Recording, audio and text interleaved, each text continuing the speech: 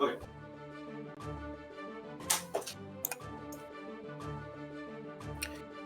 Alright, welcome back to Lars Canyon. This is Dust Up number 8, our monthly Guilty Gear Strive bracket. I'm your host, Fennel, and thank you again for hosting us on stream here, OzmaNeku. We'll be joined on commentary by Kim Dedipus. Would you like to introduce yourself again? Hi, yeah, I'm Dedipus. I've been here a couple of times. Yeah, glad to be back. Fun event to commentate. Awesome. All right. We're going to get things started. Our first matchup is going to be 27 versus Mark Ride the Lightning. We're going to ping our contestants and get started.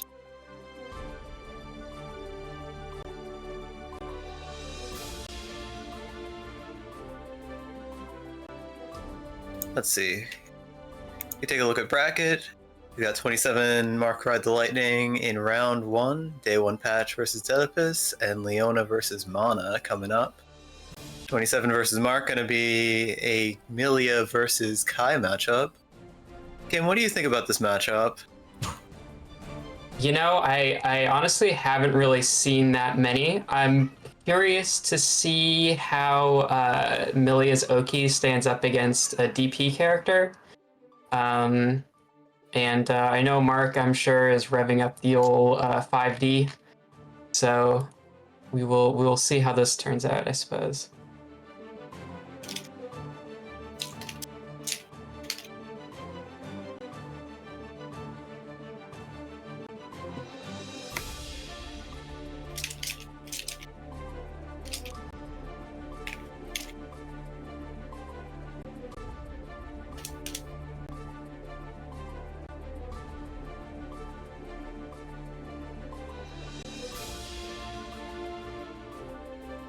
Alright, we're actually going to change our lineup. We're going to have Dedipus versus Kitty first, so I'll be commenting solo for the...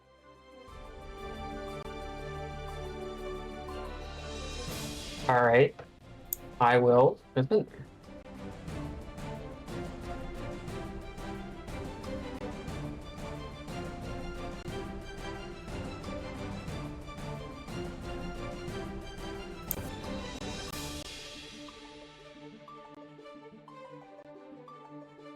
Oh, yeah.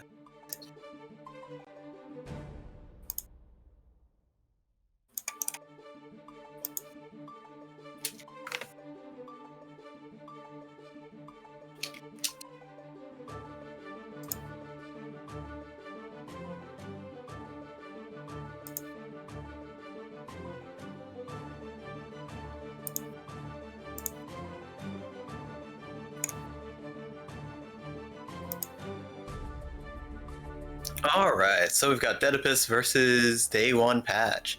That is going to be Giovanna versus Testament, and our contestant can start when ready. We are all ready to go.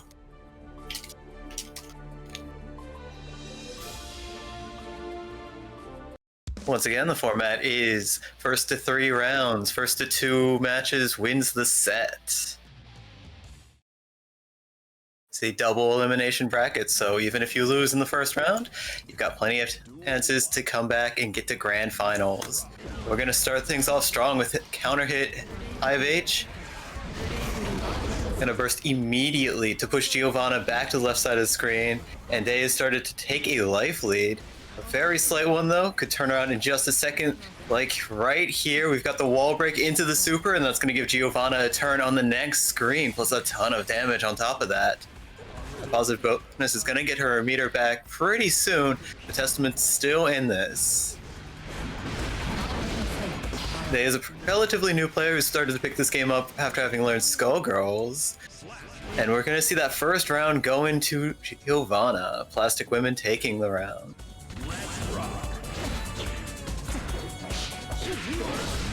Starting things out, feeling out the opponent's defense and landing it sweep. Once again, spending that burst early.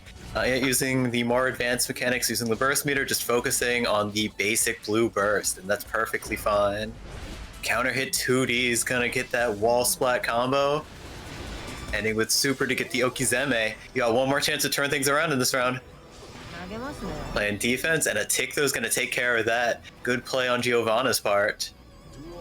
Moving right into Duel 3. This is match point for Plastic Women. Things are starting off strong. A1 Patch able to zone out pretty effectively for a time, but Giovanna finds her way in, and now you've got your back to the corner. What are you going to do? Looking for a place to teleport, and successfully gets out, hits /counter hit to keep that turn going. Giovanna, once again, she's so good at threading the needle and finding the way into her opponent. You might be trying to zone her, but she can easily punish that reversal attempt. Teleports out of the way of the dust. Very beautiful play. We're starting to see Testament come alive in this round, but just a little bit too late, and Chave into Travau is going to take it. That EX Travau is a really huge one you just saw there. On block, it will guard crush, so even if you block it, it's still Giovanna's turn. She gets to start her turn off of that. It's very dangerous for you. All right, we're gonna go straight into game 2. Plastic Women Oedipus taking the first game. Starts things off with a punish throw. We're going to Gold Burst on Wake Up to get that positive bonus. Put Insane State on, managing to hit the overhead and pop that Stain State, losing a bit of the advantage because now if she's not stained and she's got in your face. That's a good reversal, trying to find the way out of the corner. Not going to take a risky move like trying to throw Crow and teleport to it because you just don't have that frame advantage. I like the more reserved play here. A1 Patch definitely thinking with Zoner Brain here. That Peacock play is definitely going to come up sooner rather than later. Super jumps into the air, teleports down to the corner. Classic type of movement, hits with the overhead, just needs one more touch, and there it is! Grave Reaper. A1 Patch taking their first round of the tournament. Plastic Women going into the next round with a big 5H counter hit into a Wild Assault combo for the wall break. That's half your life plus positive bonus, and all it cost was half a burst. One more touch and you're dead.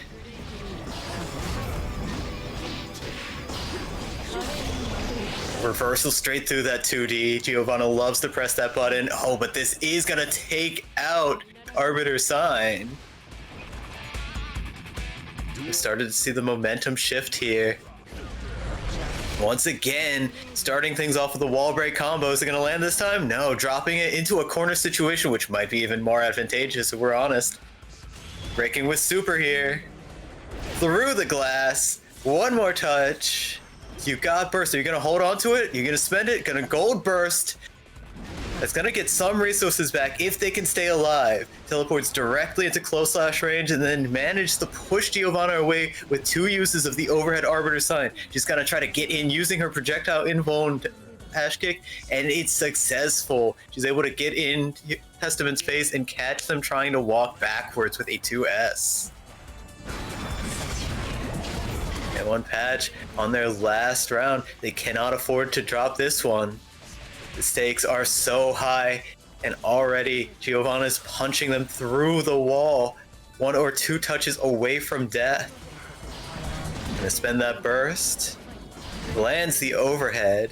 Teleporting forward, close slash combo. Giovanna's gonna burst to get Testament away.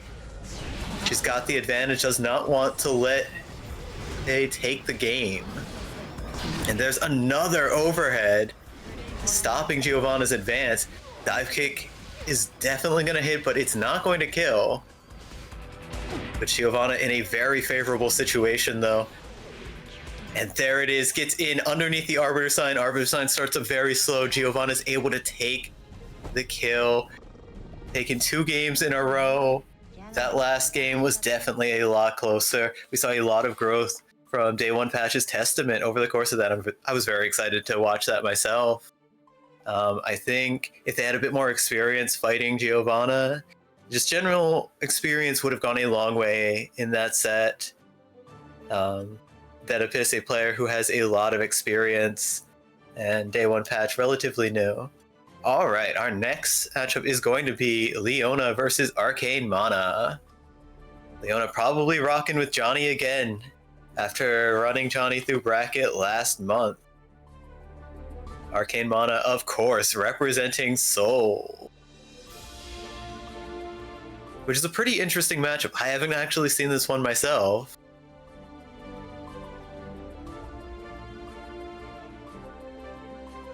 Which one's this? This is Johnny Soul? Okay. Yes, this is Johnny Soul. It's a very last game kind of matchup, I suppose, right? Yeah, I can definitely see this one like going either way, right? How much Yeah, are I you think willing to so. press buttons versus how much am I willing to press Dragon Punch? Yeah, I'm gonna be curious to see how, because I know Mana really likes doing DPs, especially in neutral. So I think like the key is definitely gonna be whether Leona is gonna be able to put a damper on that, or Yes. if Soul is gonna get to do Soul things. Yes, I know Mana really loves to just play that bullheaded ook ook style rushdown, and I feel like if Mana's allowed to play his game, he might just bulldoze Leona here. Leona needs to play a little bit more careful than she's used to. All right, game 2 of the night. We've got Arcane Mana X versus Directive Zero. Change society. So instead of reflecting on themselves, they blame the beasts. You know, if there were two of them, she could change her name to Directive Xerox. I like that. I like that. It's a palindrome. Just kidding. Anyways, let's get back to Guilty Gear.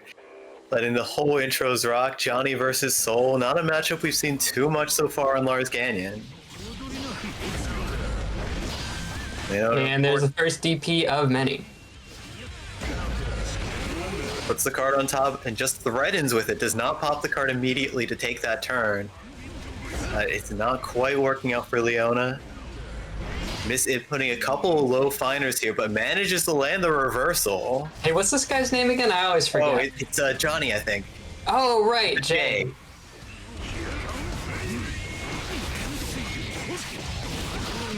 That was a pretty good pickup there. That was a pretty good combo, but not able to seal the deal after dropping the card. Leona does just need one more hit, but this damage from Soul Bad Guy could easily kill. I'm kind of surprised that It did. is the kill. Well, one of the important things is when you're gonna drop your combo, you gotta figure out how to play the next interaction safely after that, and Mana piloted it quite well. Just hitting 2K2D as soon as Leona got back to the ground. You know, everyone's favorite fighting game commentator, Bob Ross, used to always say, you know, there's no drop combos, they're just happy little resets. There's only happy little resets. I'm stealing that one from a friend of mine. Yes. For the record.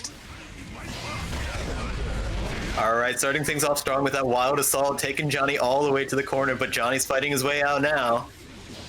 You've got the meter. Are you choosing to spend it? Dragon punches straight through the card. And Soul's bringing himself in close where Johnny's just gonna hit him out with Close Slash. Leona starting to handle on her combos, getting that Okizeme she wants. Shimming just a tiny bit out of the way. That's fascinating.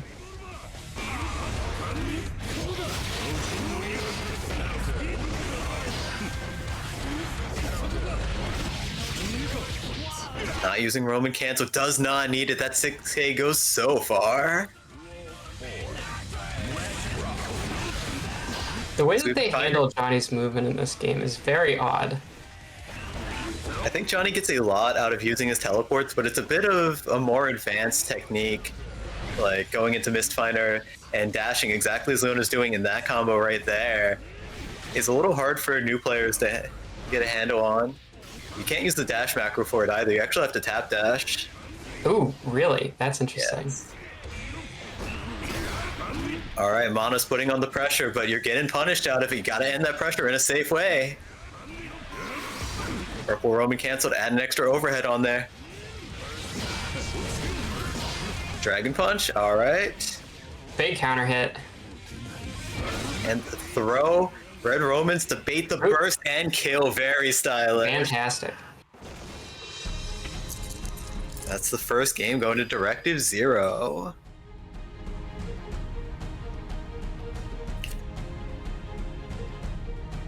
And looks like we've had a bit of a hitch in the I hope the matchmaking lobby didn't system. desync.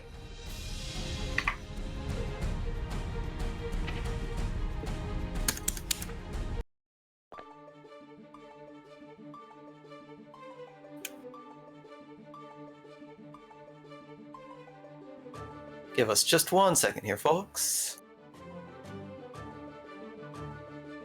I'll be right back.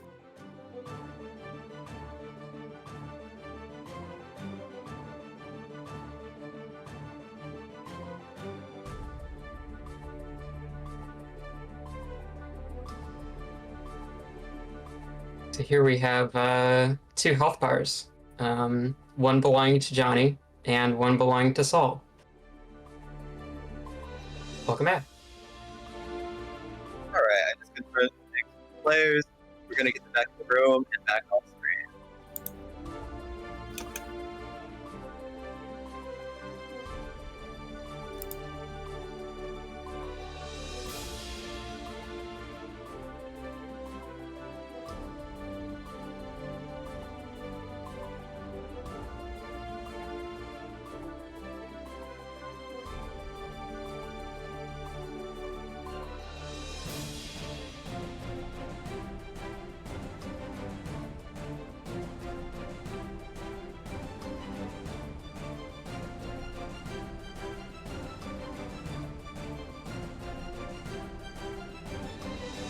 All right, we just gotta wait for Leona to get back to the room.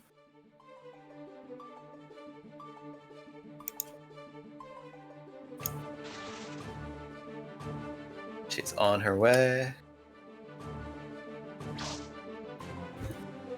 But yeah, I think Mono's doing pretty okay in the set so far.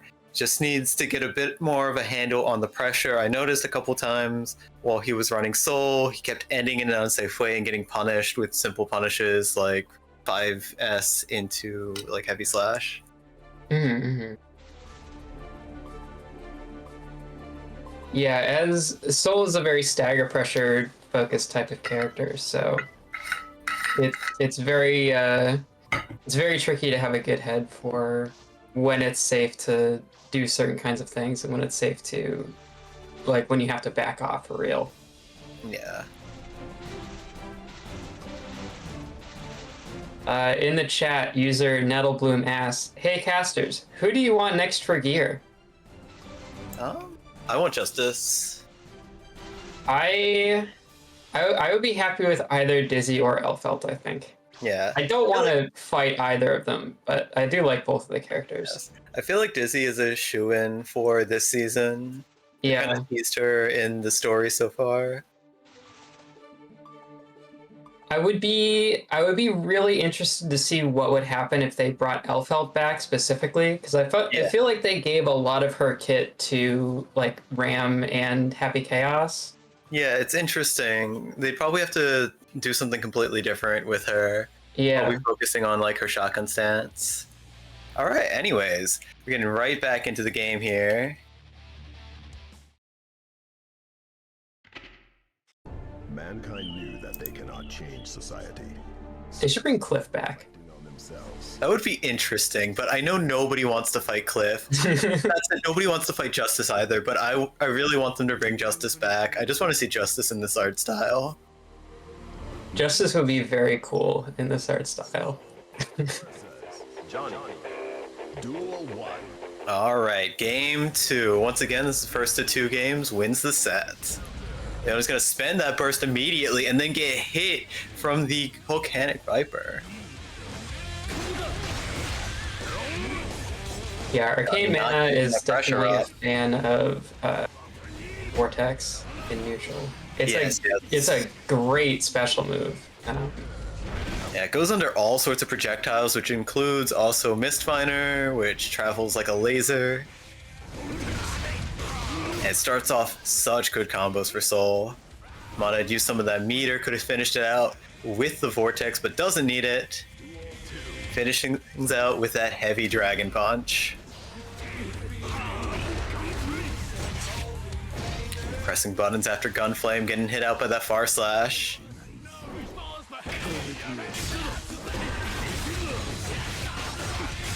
Alright. Leona playing just outside of Soul's comfortable range, zoning him out while keeping him in the corner. I like this. Great punch on the DP. Oh, okay. Heavy Mob Cemetery. Or no, that's the other one. No. We're going to Tyrant Rave here, trying to reversal Leona on round start.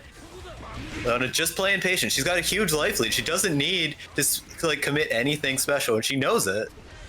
But here, Mana's starting to get a couple clean hits. Good air stall there. And I think he got caught trying to walk backwards.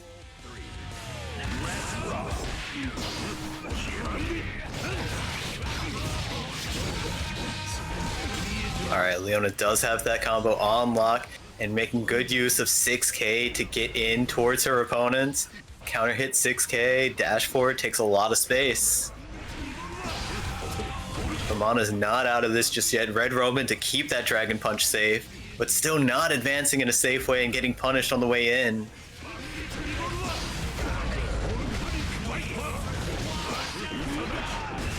But when you're feeling kind of nice, you know, you don't need safe setups. You just need to punch the hell out of your opponent, and I'll put another round on the board for Mana X.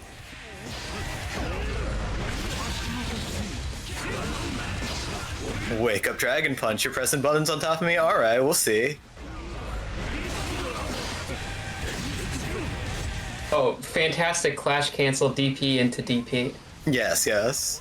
Just in case you need more invincibility, just clash into another Dragon Punch. Yeah, if you need more invincibility, just do more invincible moves. It's that easy.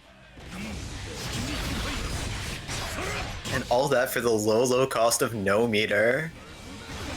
Alright, put that throw into the Red Roman's gonna break the wall. Not enough damage to kill though. Mana still has another chance here. Ooh, straight through the Wild Assault. Joker Trick is gonna clean things up and take it to duel 5. Leona now on set point.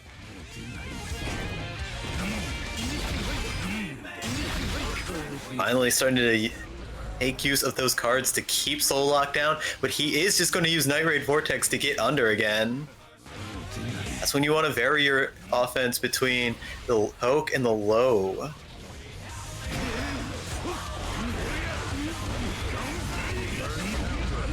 Trying to throw out a card in an unsafe situation. And we see a nice punish using Wild Assault off of that reversal. Leona not missing her chance to punish either. Mana gets right over the throne card, and neither player has tension meter right now. It's all gonna come down to the next interaction. Can Mana finish this off? He's got meter. Purple Roman cancel. Oh. No, he needed the red. Maybe there are unhappy resets. That was a little bit of an unhappy reset. The game is going to go to Leona, finishing things out with that low 2S, hitting from real far away.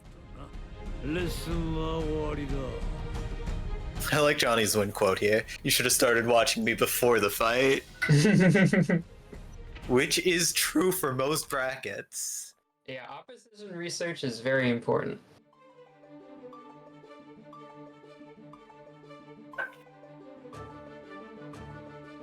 Alright. We're going to start a 2-minute timer for our next contestant who has not shown up yet. Other than that, do you have any ideas what Mana could have done better in that set? I mean, I think Mana likes taking a lot of risks, and I think that unfortunately they kind of tended to not favor him through that set. So probably playing it a little safer, being a little more judicious with DPs, and cleaning up some of those drop combos for sure. Yeah, I think Mana needs a better judgment of when to gamble and when to play it safe. Mhm. When your opponent is playing things more safe, that's when your gambles start to pay off less and less. Your Dragon Punches start to get blocked, and they get free punishes on you.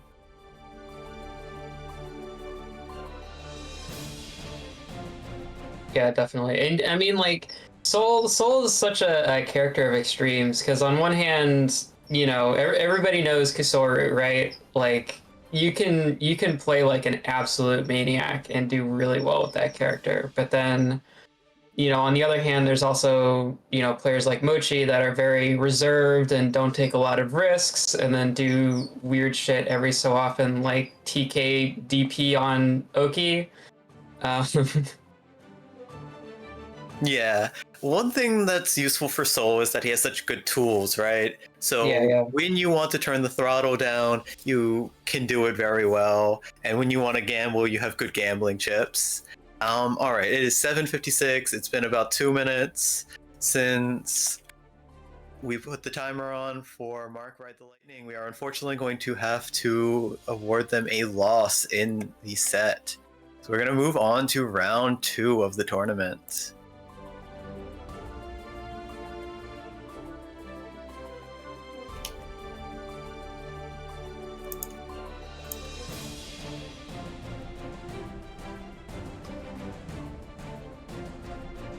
All right, our next matchup at the top of the round 2 bracket is going to be Havoc versus 27. Havoc is the chip player, right? Yes, Havoc plays Chip and Soul and has been a former champion here at Dust Up. One of the strongest players on the server. Usually starts off with Soul and then moves to Chip if he thinks he's gonna lose.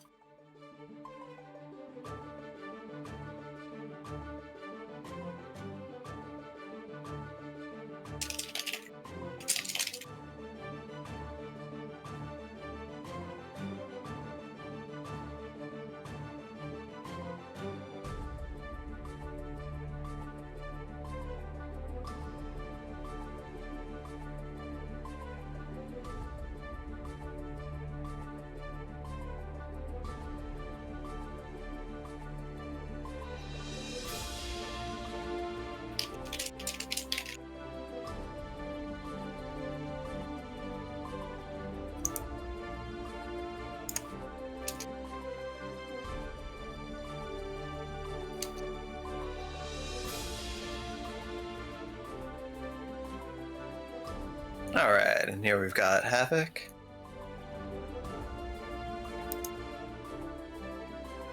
And our contestants can start when ready.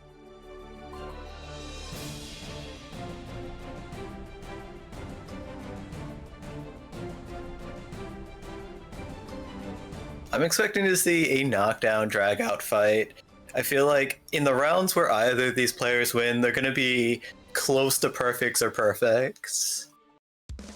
Yeah, I can definitely see that, especially if the chip comes out. It's going to be very whoever like gets the first big knockdown is probably going to be able to keep going. Right. Both of these players are playing kind of momentum-based characters where they're gonna want to like take control of the whole round.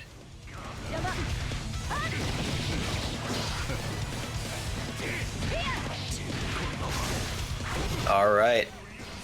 We see Havoc spending that burst early on to try to stop Milia's mix-up game from starting. And we're gonna dunk her into the corner. Jumping forward, gets that jump slash and blocks the burst. Havoc crazy with the Uber hits today. Starting things off strong with 6 heavy counter hit. 27 does not know what button to press to beat that on round start, has not labbed this interaction just yet, and Havoc might just try to press it a whole bunch of times to see if she's gonna gamble. And that's Havoc taking a perfect in round 2. 27 with the I didn't set my color before the match debuff. I think usually when I've seen 27, it's been the yellow Milia, right? What is the true color? The true color is the pink Milia. Ah, okay. Pink palettes are pretty good. Yeah, 27's the kind of player who will pick the pink palette in most every game. All right, and there. Baiting the burst again. 27 still in it, just needs to land 2 more pokes to clean out the round. Havoc going into this one with another 6H counter hit. And spending that burst right away. Doesn't want to give up another round. We're gonna clean things out right here, right now. Red Roman cancel to keep the corner, and one Fafnir will indeed close out game 1.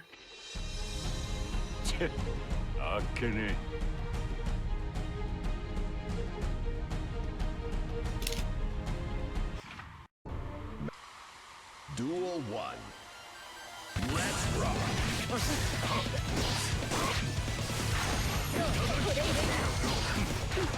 Alright. 27 spinning burst to try to push Havoc towards the corner, but unsuccessful. She's not able to pin him in and get her blender started. That Dragon Punch is going to take out Haircar. But neither player is able to get into their ideal range. With both of them doing high flying, like, air movement. Really like two ships passing in the night here.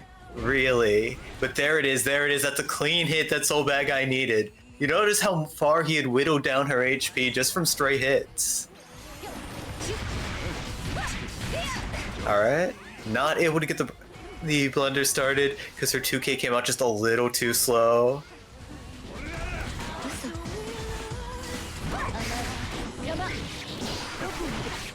Once again, lands a hit, but just not enough to convert into a knockdown. There it is. There we go. Okay, now we're in the Millia zone.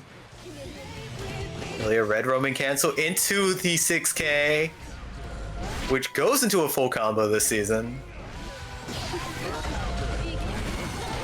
Of course, predicts the blue burst. So did they do the same thing to Millia's 6K that they did to Chip and Maze? I believe it's similar, but basically she's allowed to combo 6K into 2K now. Oh, okay.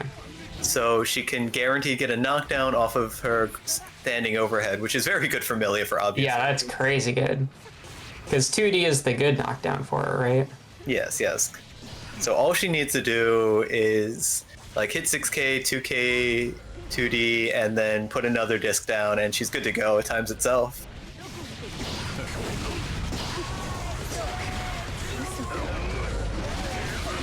Alright, Havoc one touch from death, but 27 not looking that much healthier. Gets hit by Dragon Punch, has no burst to get out of this. Purple Roman cancel's gonna bait it, yeah, and that is the set.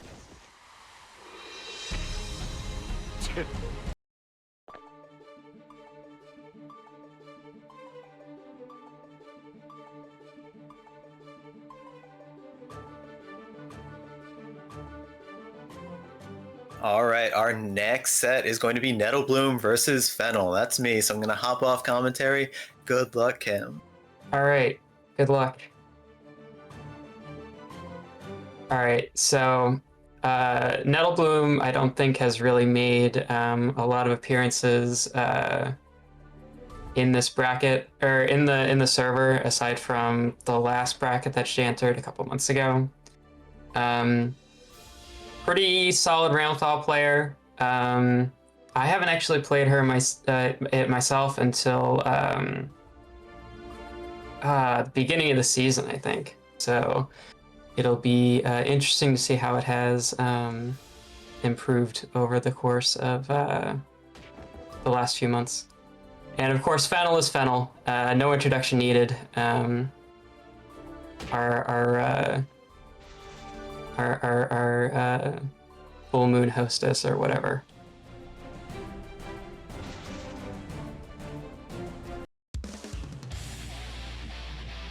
So let's see what we got here.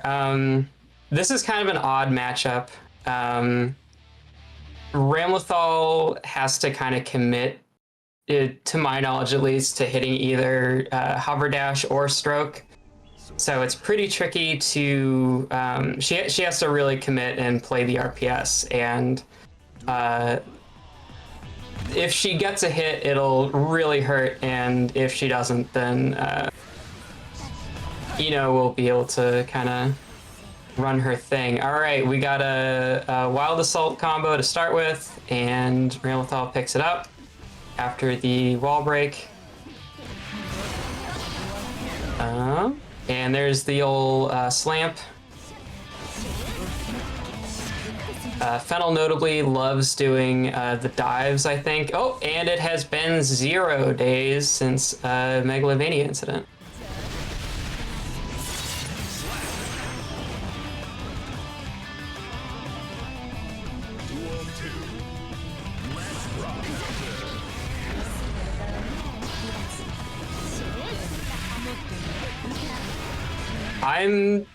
This is about me rather than the match, but I am having a lot of trouble adjusting to Ino's new pressure. I feel like in this one, because you really do have to Abare against her, and before you could kind of just guess on the high-low and maybe if you're lucky, like fuzzy something. Anyway, I completely did not talk about that match. So Fennel is up by 2 rounds, and Nettle is trying to keep her distance, and there is the new flip kick, which is no longer plus, but it is very fast. We got a gold burst, we got dives, we got 6H, we got Mad Love. Nettle makes it out of the corner and gets a hit. It could probably be RCing some of these hits. It's sitting on an entire bar of meter.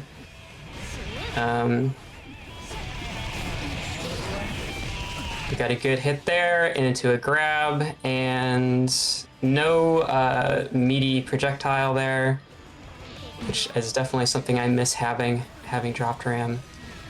Cheeky gold burst from Fennel, kind of towards the end of the round. Would have been great if it worked out, but unfortunately she is going into round 3 with a pretty significant disadvantage in terms of resources. Nettle is trying to jump out of the corner, and that's a little tricky to do.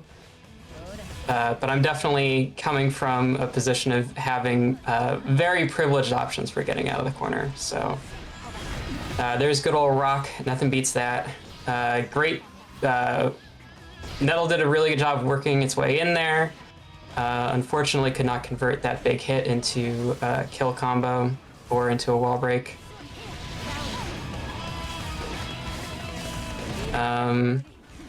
Let's see. Nettle is definitely making good use of Ram's movement options, but Fennel is also making very good use of Ino's movement options. It's hard to keep her out. So Fennel is up 1. Presumably they're not going to switch characters, but hypothetically they could. So let's see how Nettle can adjust in game 2. One thing for posterity that I will say is that Saberbato, the big windshield wiper slam move that Ram has, is actually like surprisingly good in this matchup, in my experience, because it is one of the few things that Ram can do that will in fact beat both of Ino's approach directions, or her main approach directions. But it's also like not a fun thing to gamble on a lot. Great catch on the backdash there. Didn't get a knockdown.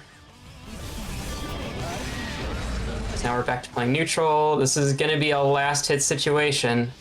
And here comes the beam. And the beam hits. And we'll let you know.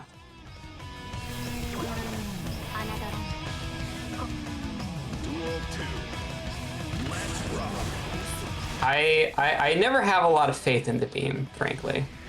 So whenever it does like actually hit somebody instead of just like eating 40 meter through FD, it's kind of a treat.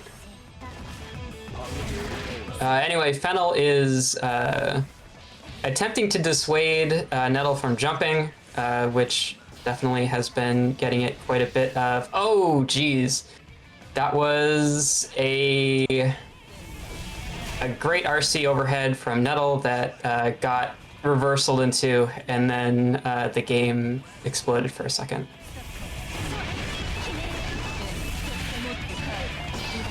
I'm curious how Ino deals with Rock, because you have to like most characters have to kind of air dash around it in order to not get stuck in the plus frames or whatever. But Ino can probably just hover dash out of it, maybe. Oop, great reversal super into gold burst.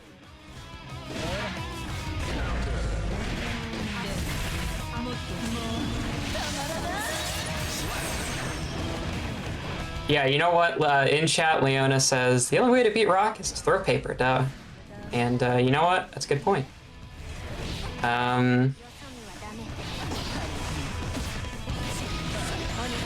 Trying to think of a stacks no paper gets no pitches joke that wouldn't make people mad. And also, like, factually untrue. 0 days again. This round, Nettle has been trying to shoot Fennel out of the sky with Sword, which is a tricky proposition because S-Sword is usually not at the height that Eno is at. Although Fennel definitely does enjoy doing like the jump air dash back, whatchamacallit, the dive kick that goes forward. With Gold Burst, that's gonna hurt. Great block on the Tap Dust. I'm surprised that Fennel didn't have an RC for that ready. We're really on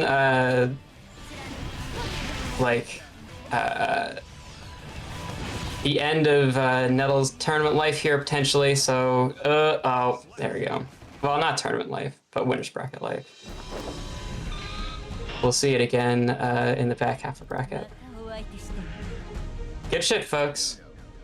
Wins.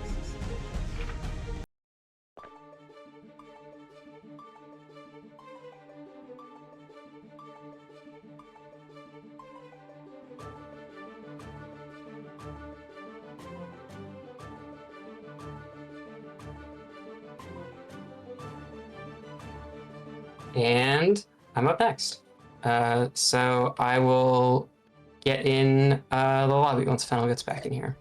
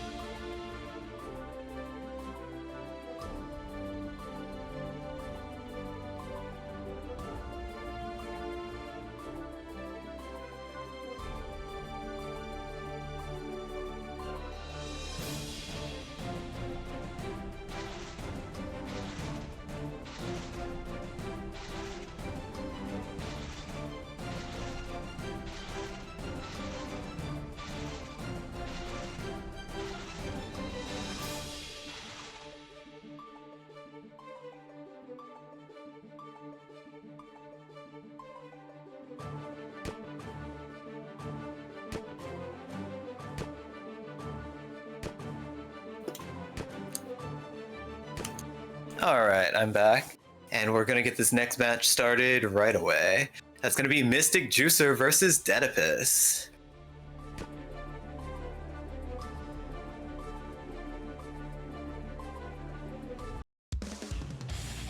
Alright, we're getting right into it. That's Giovanna versus Potemkin. An exciting matchup. Definitely both of these players had really good bracket runs last time. Mystic Juicer making it way up high.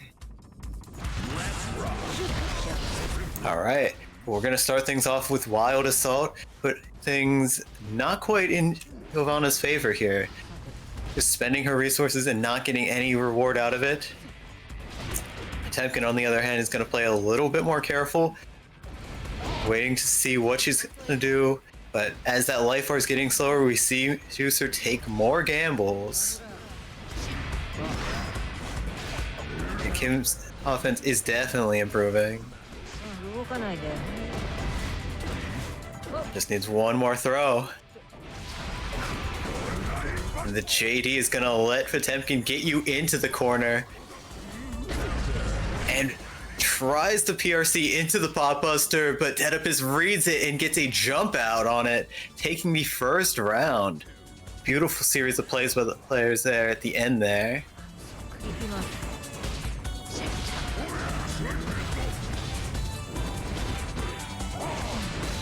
Both players trying to jockey for position, but neither can quite land a good hit on each other. But for Potemkin, that's kind of in his favor. He's just chipping away his opponent. He hasn't taken any damage at all yet. He's in Red Roman to keep the turn going, slowly walking you into the corner. And just like that, Giovanna's out. She's pushing you down now. And that wall break is going to reset things back to neutral. Both players 2 touches away from death or so. Giovanna does have the resources here. With another wall break, she might be able to clinch the kill. Oh, she could have supered there, and I think it would have taken it. But there's the Heavenly Podbuster. Uses it to set up for a JD. Classic spending 50 meters to press JD. But the round is still going to Giovanna. Oedipus is riding out the momentum, pushing Potemkin all the way to the corner and getting thrown for her troubles. There we go. And the first potbuster of the night is here. Trying to get that second one out, but she's got the reach. She knows you want the damage. Oh, you're throw whiffing right in front of me? Not today, girl. And there we go. Mystic Juicer putting her around on the board. Giovanna going into this next round with burst, but Potemkin not having access to it just yet. We've seen Oedipus use that meter for wild assaults before, could use it later in this round to secure a knockdown just like this. On top of that, hitting with wild assault will lower your opponent's burst meter on hit or block, so they won't be able to burst out of whatever you're doing to them. That could be checkmate right here, but she doesn't need it.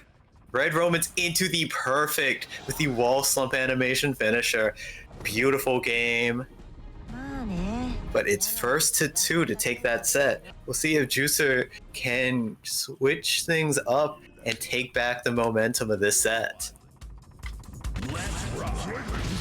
Starting things off, landing slide head and also landing Garuda impact. I see we're pressing buttons at funny times here. It's okay. Sometimes you experiment a little. It is going to cost a full burst meter to try to reverse things in Giovanna's favor. Tying up that life lead. Now reversing it as Giovanna punches Potemkin through the wall.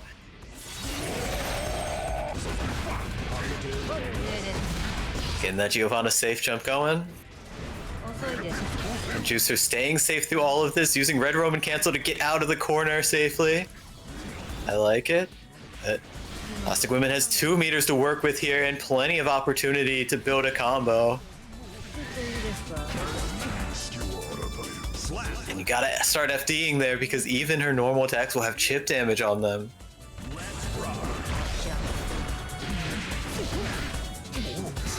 It's that early wild assault again. Taking a little chunk out of that burst meter and making it not fill up just yet. And of course, you can't burst while you're on the wall. Lose that much meter and get knocked down. That. Oh no, she drops the combo. That cancel into super there would have finished things out, but she still gets the perfect. That's going to be set point for Plastic Women with Mystic Juicer. Gonna have to climb a hill to get back from this. Either player with burst early in this round could make all the difference, as Giovanna's likely to break this wall as soon as she can, but Pot's on the outside here. Juicer putting on the pressure there, but not able to get that cross up. Breaking the wall in Gio's favor, once again getting a knockdown. And it's going to take that much longer for burst to come back. Potemkin needs this. And that blue Roman cancel is able to successfully mix up Juicer. Juicer's going to spend that burst to get out of it. Does the classic barrier into Heavenly Potbuster setup, but is not able to secure a clean hit. Gio is just going to whiff punish his anti-air.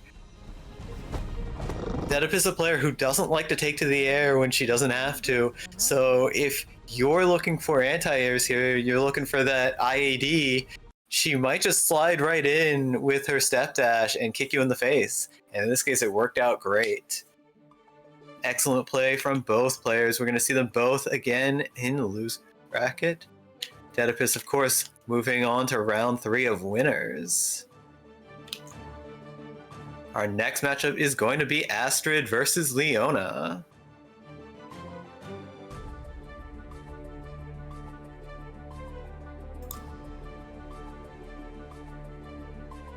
I'm back. Welcome back. Hey, Nice Perception work. is really scary. Yeah. So yeah, I think Astrid versus Leona, this is a matchup that has a lot of history behind it. I know these players fight each other all the time.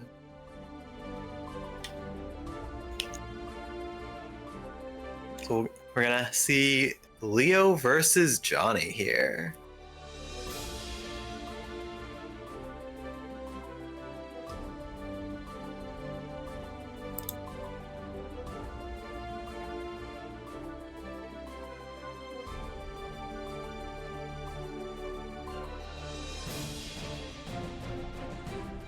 All right, we got our players in place. We can start when ready.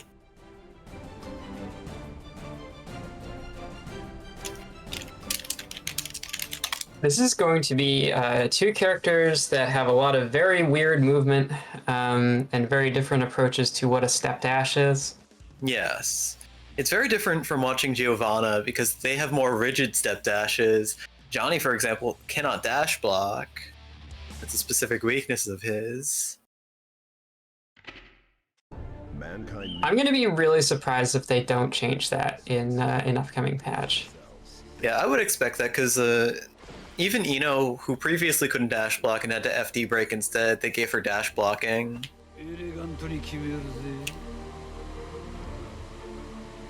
It's an interesting idea to make it a character's weakness, but generally it doesn't feel good if you can't dash block in this game. Duel 1. Let's rock. Alright, both players starting off by just walking back, looking to see who can take that first hit, and it's gonna be Leona. But just like that, Leo's able to use this flash kick and steal the momentum here. Landing you with the command grab, which I'm told is a meme button. Terrible, you should be using tick throw instead. Or so I heard from a Leo player earlier today. A certain Leo player. We'll never know who. Yes, we'll never know who, but Leo's gonna land that clean counter hit into the super, breaks the wall. Every single time I see Leo projectile super in a match, I'm always floored by how much damage it actually does. Yes, yes. You never expect a projectile super to do that much damage in a game like this. Certainly, Sacred Edge doesn't do that much damage, but Leo's just built different. And that is a massive life lead for Johnny moving into the next screen. Not able to capitalize on that throne card just yet. Not able to block the cross up, but we're just gonna press on Abare.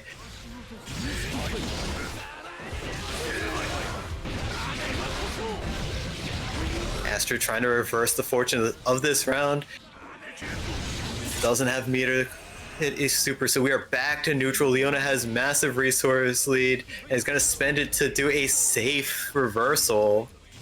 Just needs a poke. Just poking with that Mistfinder. You know, this guy really just wants to tell you what his name is. He really does. All right, and that Mistfinder is gonna tie things up. Leona taking a game. Making good use of the spacing. Leo needs to approach if he wants to do his mix-ups. So keeping him at arm's length using Mistfinder is a pretty good plan. And 6K is right into the dropkick.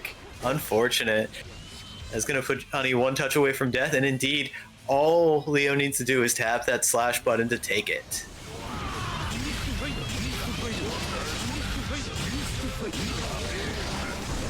Mistfinder to Mistfinder to Mistfinder into Mistfinder. And there's that blue Roman to stop the Mistfinders. Please let me out of this corner, says Leo. And Johnny's like, what about that corner? Do you want to try over there? He doesn't want to try over there. He wants to get in. He's in back turn stance. He's gonna press this projectile. You gotta block it. And you got the counter. Let's go. We're not setting up card. We're just gonna get the meaty here. We do not have a wall break to finish things off there.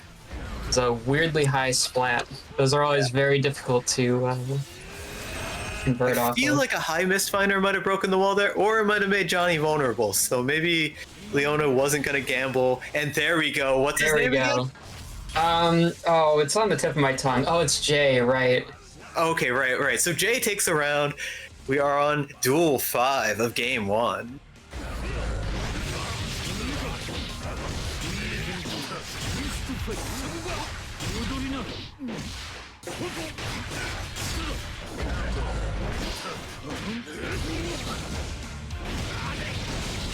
Once again, we have the reversal of fortunes. Leo doing a ton of damage with that projectile and punching Leona into the next room.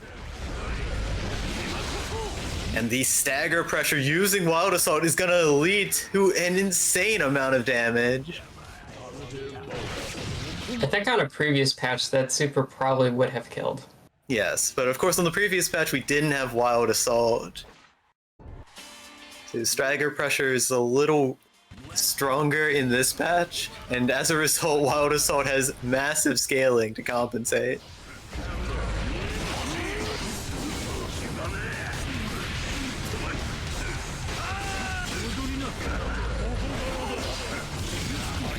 Alright, and Mistfinder's gonna cut straight through that projectile from Leo. The zoning game is vastly in Johnny's favor here. And we're gonna catch that backdash with a Joker trick. Not close enough to the wall to get the checkmate though, but Johnny doesn't need that. He's gonna whisper in your ear and throw you away. Starting things off strong with a good knockdown. And Senga not able to keep the combo going, unfortunately. That's gonna give Leo a chance to flash kick his way out of this. Not this time though, punishes the wake up. It's a very weird looking throw whiff. It really is. It seemed like Astrid should have been in range for that. Alright, and this is going to clean out the round. I think somebody should make a mod for this game that just replaces the J with like a random letter every time. I think it would be pretty funny if every time you did it, he spelled out one more letter of his name, and because of how long matches in Strive are, you would never see Johnny. If he gets all of them though, it's like collecting all the Kong letters in Donkey Kong Country. Yeah. So he gets an extra life.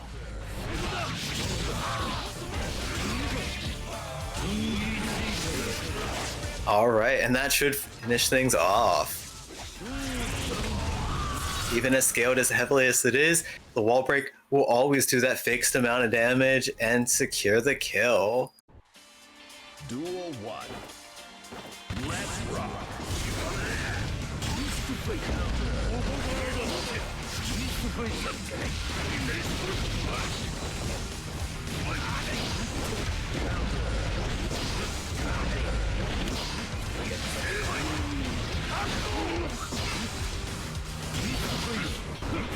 Leo trying to parry stuff, but just not able to catch anything here. How could a Red Roman cancel that to guarantee the kill? Leona able to fight her way out, using that jab. But pressing directly onto a flash kick is not what you want to be doing when you've got 1 pixel of health. It's going to put one round on the board for Astrid, and that card is going to take care of your flash kick.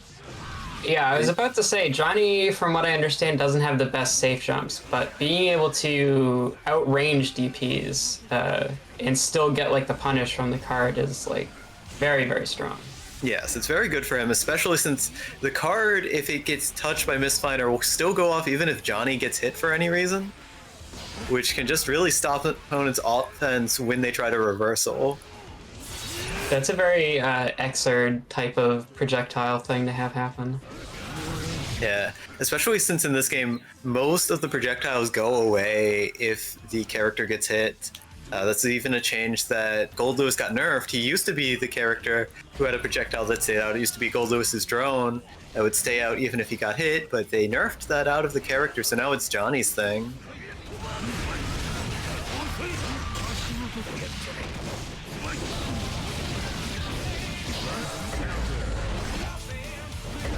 Unfortunate spacing there, but Good counter hit from Leona, but not able to capitalize off of it. We're gonna gold burst to stop that PRC, and Joker Trick goes straight through all projectiles. And a reversal right after that is going to clean Leo's clock. I can't believe the meaty reversal worked. Hey, you know, sometimes you press reversal on your opponent's wake up. It's fine. It works if you're feeling kind of nice. When I was getting into like my first fighting game, which was Skullgirls, which was probably not the greatest decision, but it had netcode. I ended up pissing off a couple of my friends by doing a lot of meaty reversals and getting away with it. It is very satisfying when it works. Yes, it is. I feel like Skullgirls is like one of the most common starter fighting games, and I feel like it's pretty bad for fighting game beginners. Because it is a bit of a game for sickos. Astrid not about to let herself lose this match. Blue burst to get Leona off of her. PRC's to block that Joker Trick that might have taken the round. Both players one touch away from death here. Astrid just needs a little bit of chip damage, and Senga not enough to kill, but that far slash has the range. And that is going to be set to Leona.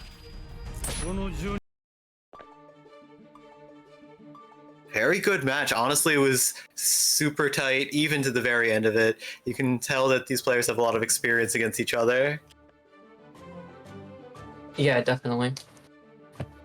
All right, next up on the bracket, we've got 27 versus Mana X.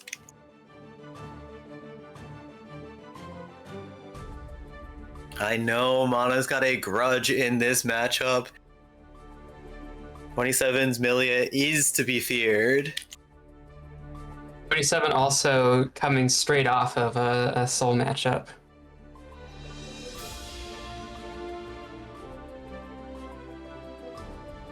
Yeah, we're not going to talk about who dusted who in casuals. I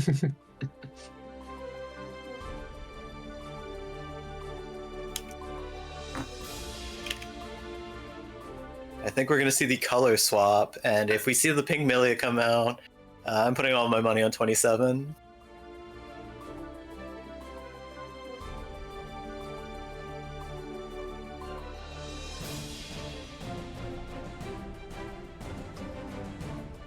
Yeah, as Mystic Juicer points out in chat, casuals is it's its own little world, you know.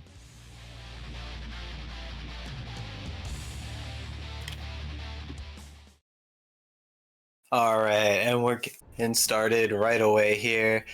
Once again, back to Lars Canyon. Oh, hey, that's the server. I see we don't have the pink Milia out. Another menu miss input from 27? It's gotta be. Will she be able to salvage this set? Who knows? When you've got that kind of debuff just going into the match, why even bother, right? And with the wrong color, you got no mix-up, you got no neutral, you got no blender, and Mana's gonna prove that by dunking you. Oh, never mind, here's the blender now. And we're going straight through the wall. Mana at only about 30% life. You know, it took me an embarrassingly long amount of time to realize that the joke about the blender is that you're getting mixed. Yes, yes, you are getting mixed. You know, when it's like a Garuda Impact blender, then it's like they got the machine set to crush.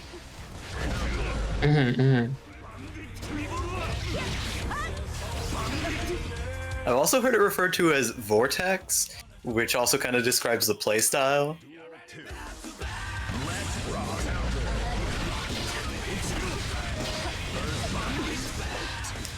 Alright, and that is the first round going to Mana X, showing off some powerful offense here, even though 27's got the mix-ups going. Doesn't quite matter when you're getting thrown into the corner like that. She's spending that blue burst to get out of there. Oh, ow, oh god, that would have been such a cool pickup. And oh, hey, there's the charge burst. dust. Millie's got an easy peasy combo here, and that's going to get a hard knockdown.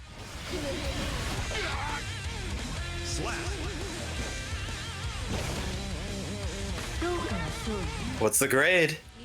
And that's a B for ya. Passing grade. You did okay. Let's go on to the next round. We're knocked down. Mana not spending burst just yet, and we're finishing off the wall with Winger here, so we're getting that knockdown. It's pretty rare to see 27 actually pull off the Winger to wall break there. Usually they go for a normal. You have no burst.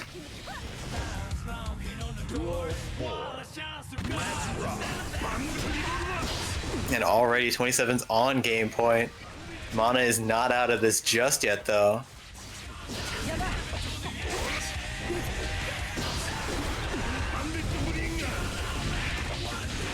Double air dash to get over Soul's grounded attacks. 27 just making great use of Milia's movement here, staying out of Mana's ranges while trying to mix him up. There's that knockdown. Is this going to be what settles it? No. We're going back to neutral instead. Mana's got one more chance to turn this round around. He's starting off with a Tyrant Rave, which does not work. No Tyranny today, unfortunately. No Tyranny. Tyranny has been ended with a couple quick jabs to the knee.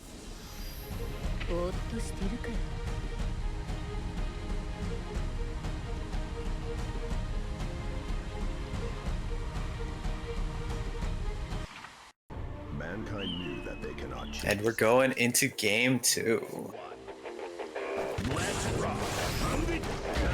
27, one game up on the board. Mana X desperate to take this next one.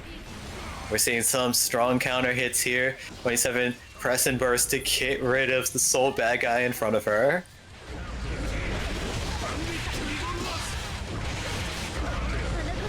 And that is the first round going to Mana. Just rushing at 27, pressing buttons, hoping for any kind of counter hit he can get.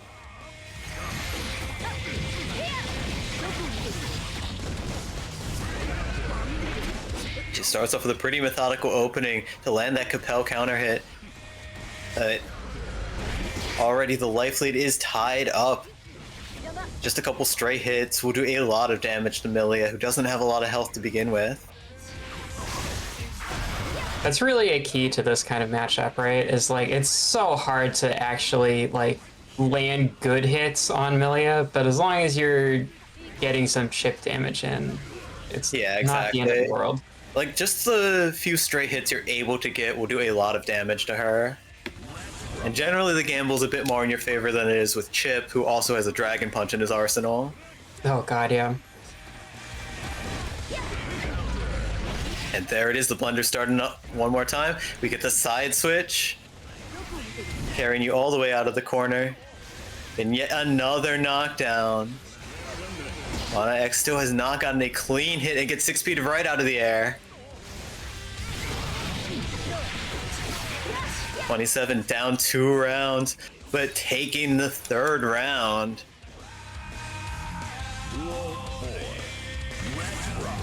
You might have thought you were going to get away with that game point, but not yet, sir.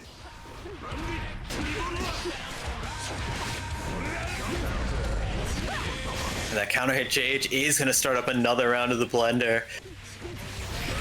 Milia easily able to start carrying around to the other wall if she wants to. And she has plenty of time off that red Roman wall splat to run half a screen distance and slash you. I can't believe that wall splatted from all the way over there. I can only assume it's because of the red Roman. You notice that it was one of those moments where like he's flying at the wall and he splats when he hits it because the wall break value had already been reached. So that might have added some extra frames. Oh, a nice purple Roman cancels. First to dodge out of the way of Soul's attack, but then to catch Milia on the way in, and that is going to be game 2 going to Mana X. Soul wins. Mankind knew that they cannot change society. So instead of reflecting on themselves, they blamed the beasts, heaven, or hell. So what are there 27 of? I assume there are 27 cute robot girls. That's a pretty good thing to have 27 of. But the other 26 might be evil killer robots, as is often the case when you have 27 of something. But I'm just guessing. Maybe there's only the 27.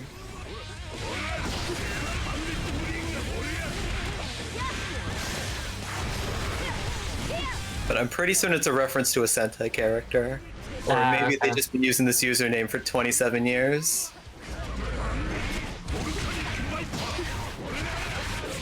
And Mana's gonna take that first round with an overwhelming show of force.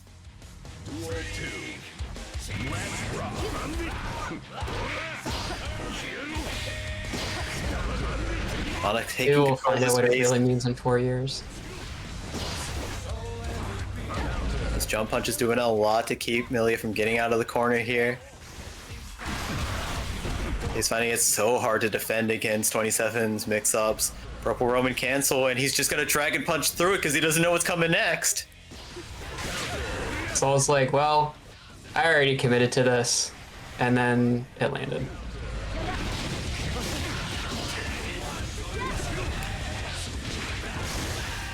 Doesn't quite get a punish on the Dragon Punch, but it doesn't matter. Able to get that next mix-up and secure the kill. Both players 1 round up.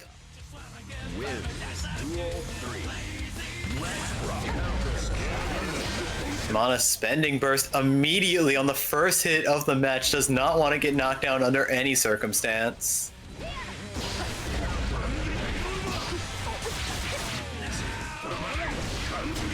The players are going to have to run out the rest of this round with no burst. No positive bonus, and 27's all out of life bar. That is going to put Mana up at set point. But with no burst to get out of this blender, we'll see how long Mana can last this round. 27 runs straight into a Dragon Punch. But once again, Mana's found himself in the corner, getting knocked through by Bad Moon. 27 not preserving the corner, instead trying to take things back to neutral here and beating out a Dragon Punch attempt with the Buzzsaw. And so it's going to round 5 of game 3.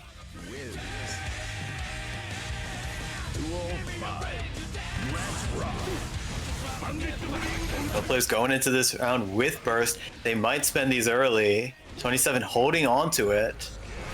There it is. There's Mana's burst. Millia's still in the corner. She doesn't need to burst to get out of here. She's got the resource advantage.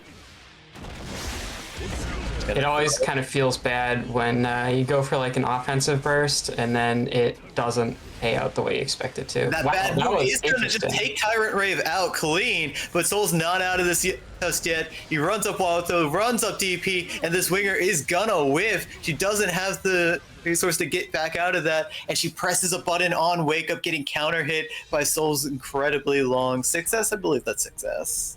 Yeah. That's a real, the last like 3 seconds of that, I feel like you could do a frame by frame on and like write an entire research paper. That was insane. Yeah, that was just kind of all of the elements of the game coming together in quick succession. But yeah, that is going to knock 27 out of bracket. The color power down was real. Should have navigated the menus better prior to the match, but either way, splendid performance from both players. I think in both cases, they just needed to focus a little bit more on keeping their game plan running. Next up is going to be Nettle Bloom playing Ram versus Day One Patch playing Testament. Your like I blabbered for about 5 minutes about my thoughts on your match, but what are your thoughts on your match against Nettle? I think her offense was pretty good, but she had a hard time navigating the neutral game.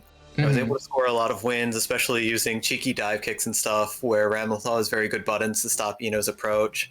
In a similar way, Day is going to try to use their movement options, especially the teleport, both high and low, to kind of confuse her sense of space. especially since they're probably going to be playing mostly as a zoner. So instead of reflecting on themselves, they blame the beasts. Yeah, when I used to play Ramlethal mainly, this is always a mashup that I had a hard time with because it's kind of odd, like going from a matchup where you're the zoner to a mashup where you're both zoners. Now, like one of you has to try to get in. Yes, because you can't really start to get that real damage until you transition into a clean melee hit. And how both these characters want to go about doing that is kind of the core of this matchup. And there we see the rock being put to good use here, taking out 2 Grave Reapers in a row.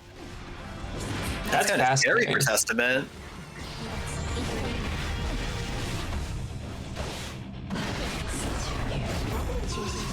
Testament teleporting all the way out of there, landing 6H counter hit. Nettle is gonna spend that burst because she doesn't want to deal with the damage.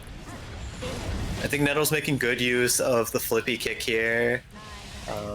Able to use it to get over Ino's projectiles in her last set, and here using to get in on Testament.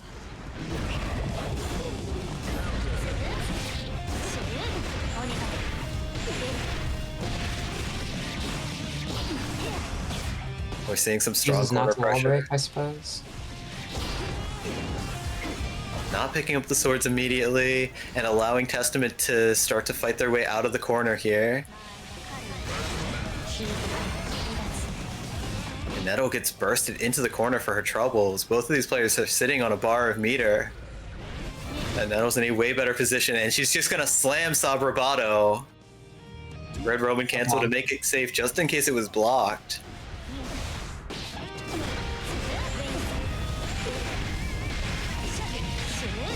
Day not quite experienced enough to know to watch out for the swords on the wall. That could cost them into. Okay, Nettle has been practicing this one. Oh, there nice. we go. We got a full dust combo.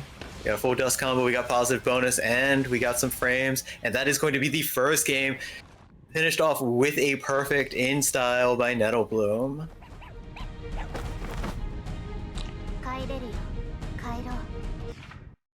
Day one patch. Gonna have to adapt a little to a character they're not too familiar with fighting. Extremely aggressive round start. Blue bursting, and now Ram's lost one of her swords. She's gonna rush in to get them both. Not pressing swords, pressing flippy kick here. I feel like Nettle could get away with some cheesier wall pressure. Like, just throw the swords and let them pop. I feel like Day 1 patch would have a hard time countering that. But trying to play around an opponent who might try to get under the swords. And we see a taunt come out! The taunt into the super. Oh, into getting blown up. Into killing? Into winning. Hey, it worked out.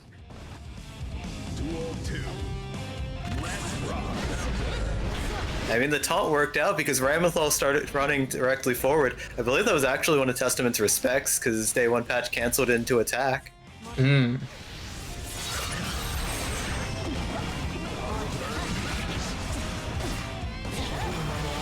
Tries to gold burst, but is just not close enough, and Ramthal's able to start a combo with the rock, setting up a sword. It's a scary situation to be in, certainly, and teleporting forward directly onto Mordobato is not what you want to be doing. Nettle putting a round on the board, and starting off with just a run-up throw, which is one of the most effective ways to get into your opponent's head.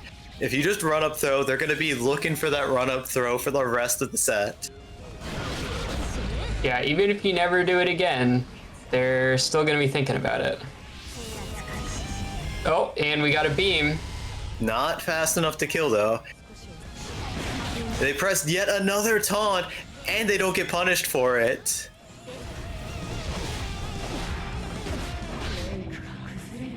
That one had to be a misinput, I'm betting.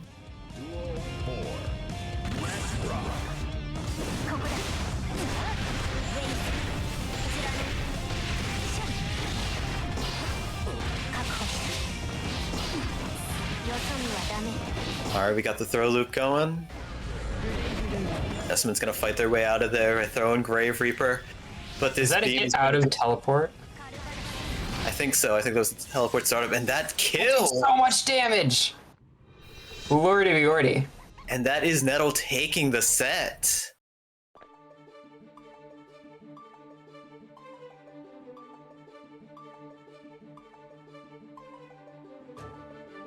Alright, our next matchup is going to be Astrid versus Mark Ride the Lightning.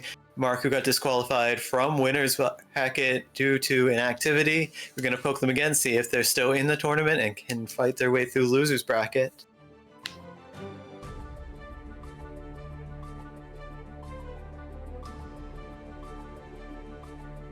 So yeah, did you catch anything that maybe if Day had caught on to it, they would be able to fight back a bit more successfully? Let's see. I think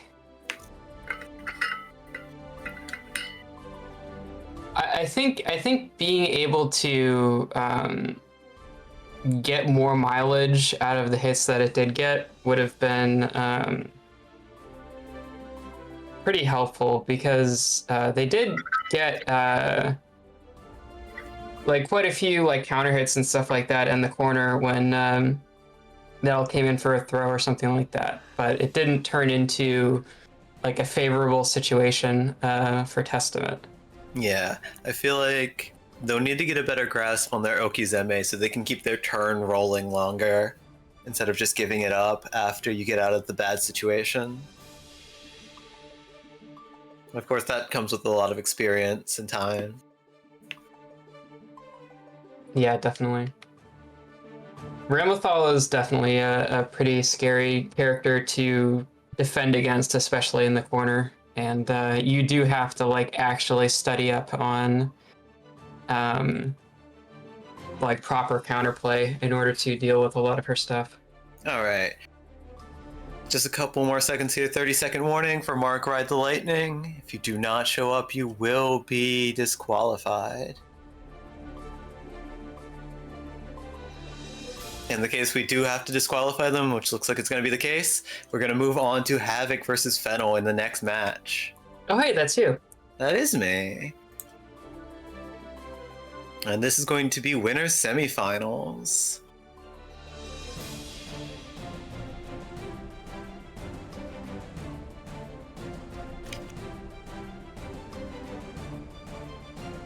All right.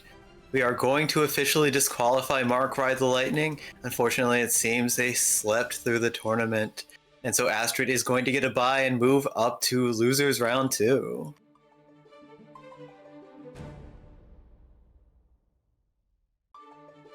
All right, so next up we've got Havoc versus Fennel, and after that, Dedipus versus Leona. So we're gonna have a quick shuffle of commentators and we'll be back to normal after that.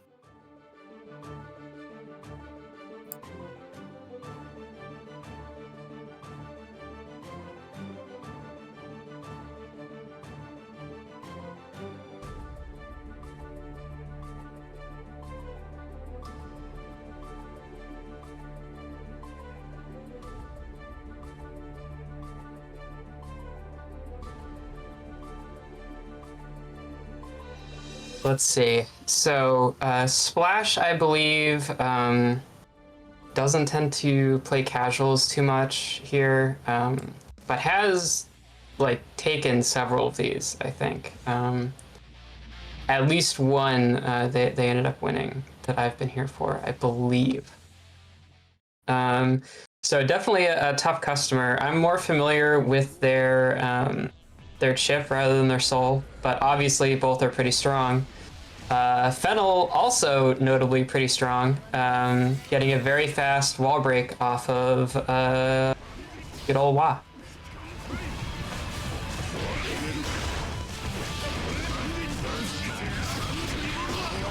Somewhere in there, Splash managed to grab 50 meter, convert it into most of the combo.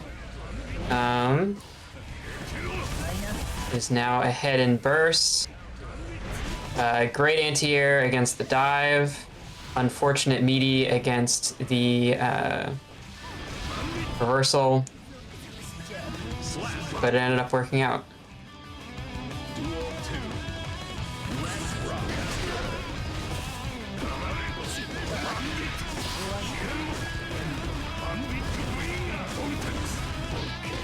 I always really despise playing the RPS after Bandit Bringer, because that move is not as minus as you'd think it would be. Fennel defending against several of them pretty handily, though, and now we're back in the Vortex.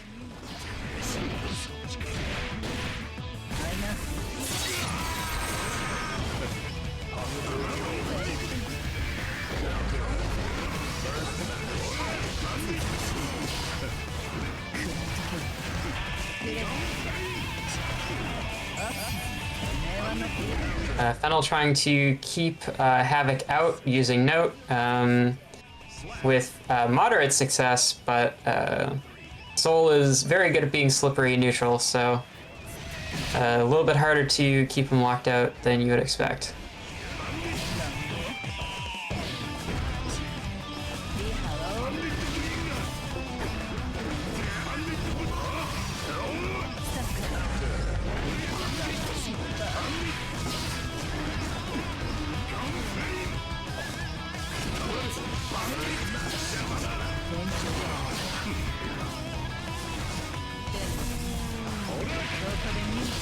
Fennel is clearly taking notice of the dives not working out the way she wanted them to, and trying to adjust to other approach methods, trying to bait out anti-airs, etc. We'll see how this evolves into game 2. Duel 1.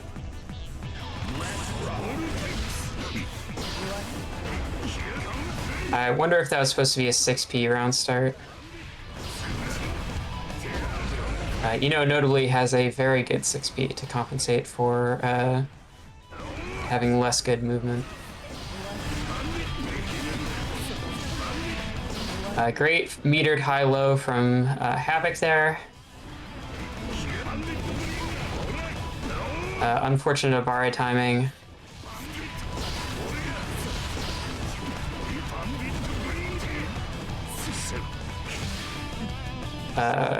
Bandit Bringer definitely being really good at punishing certain Abare buttons, and kind of good at trapping you in the corner after you're trying to jump. Very aggressive Vortex. Fennel is doing her best to keep Havoc out here. However, it's no Megalo. Oh, hey, it's 0 days.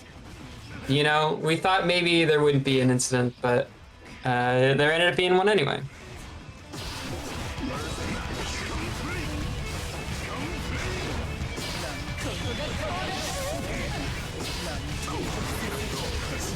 Not quite a punish for the reversal. But it works out anyway. Fennel fighting for winner's side life here.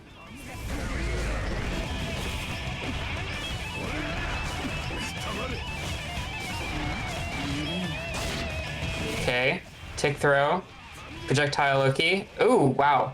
That's usually a better frame trap than that, I would think.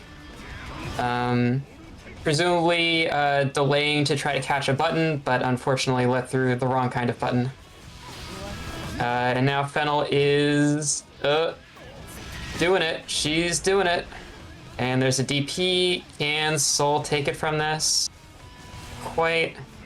Rare use of Deflect Shield, which I maintain is pretty good, but a lot of higher level players haven't really settled on how useful it is. Great tick throw.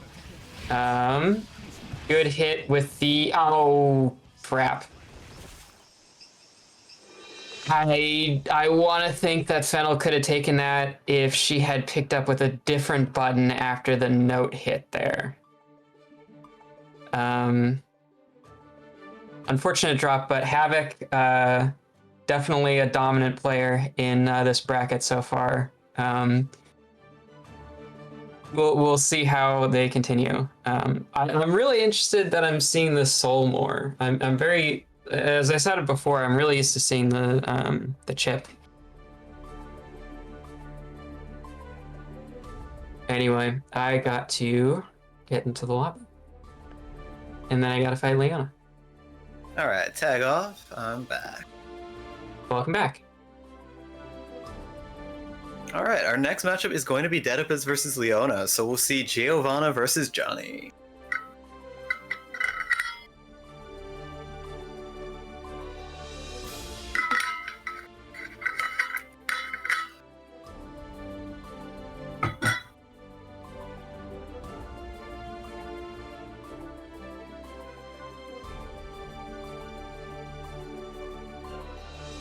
It's going to be our second game of semi-finals here.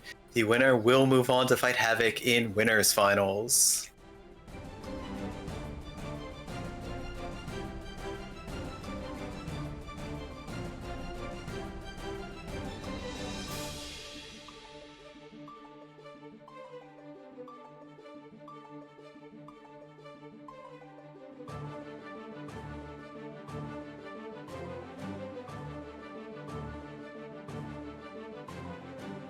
All right, our players are here. They can start when ready.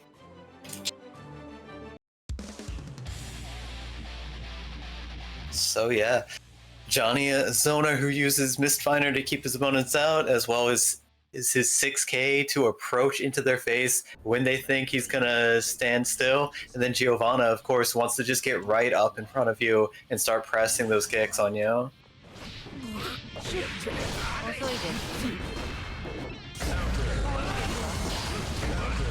There's that aggressive burst to try to keep Johnny in the corner, but Johnny's able to blue burst and get himself out of there. It's still looking like Dedipus' round here. We're putting Johnny through the wall, getting positive bonus. We've already got 1 meter. We're going to blue and cancel forward, but get counter hit for our troubles. Gio might be able to finish this off if she can get the pickup, and she can! Command dash into just a jab to punch Johnny through the glass. Setting up the card.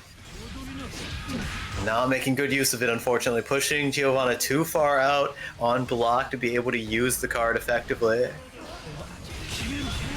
And here's the super card.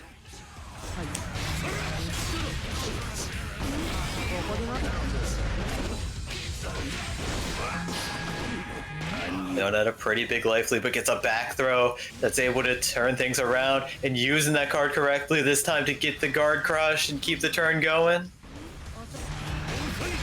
No card, so that means Johnny's turn is over. Joker trick, but she's just step dashing in. She's not committing to a button. That guard crush is going to give her a lot of plus frames to work with.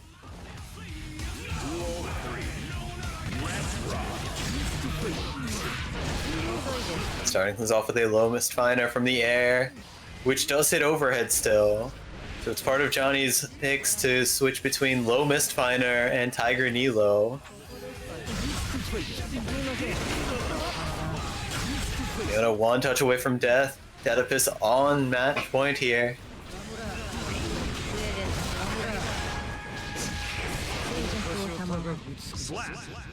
And that stray hit is going to confirm into a killer combo. Dedipus taking the first game, but Leona is still in the fight here.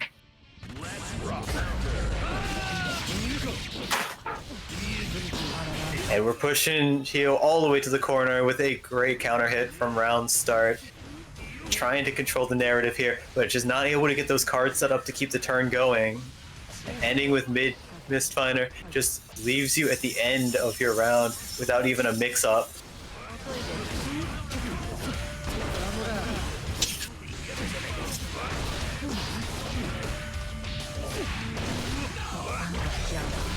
And we're getting the first wall break of the round. A hard knockdown allowing Gio to set up her offense with a safe jump here. UFC forward, but no Okizeme at all. Just waiting, looking for that reversal to come out. Once again, mashing Joker trick. Kim's not biting though, and Gio is gonna take that round. Heading things with full meter.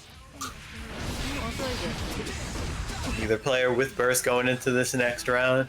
They're gonna have to fight uphill to make a dent in this Giovanna that has been cunning for her back from the start of the match. And there we go, that reversal is gonna connect. That ties up the life lead somewhat. What's Johnny gonna do next?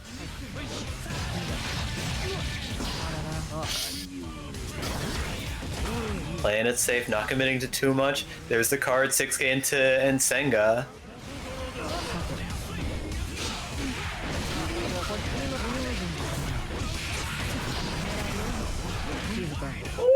And that throw is going to take things. Duel 3. Let's rock.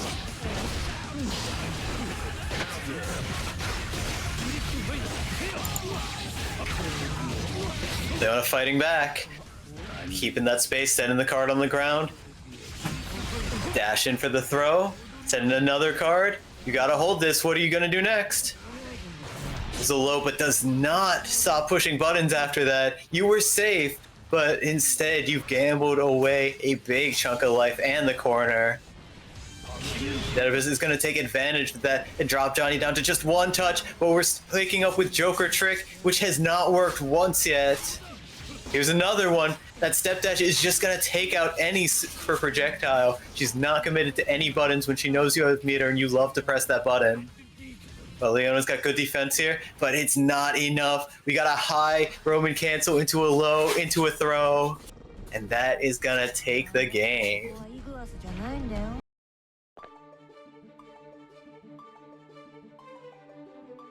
Clean set. Oedipus is going to advance to winners finals.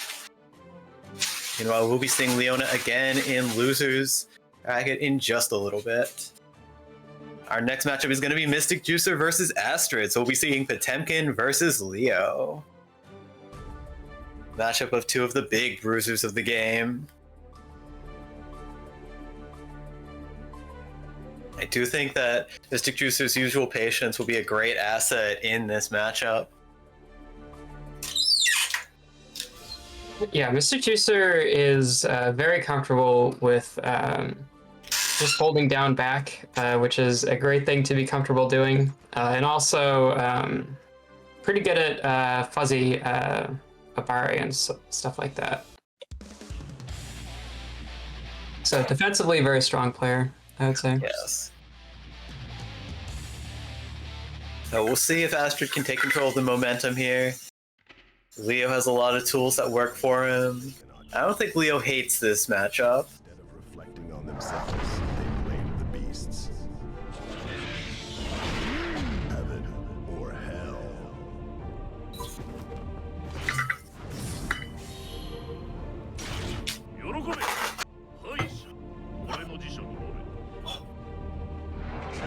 Isn't it messed up that this guy writes his own dictionary so that he can actually do that joke where he's like, if you look up loser in the dictionary, you'd see a picture of your face.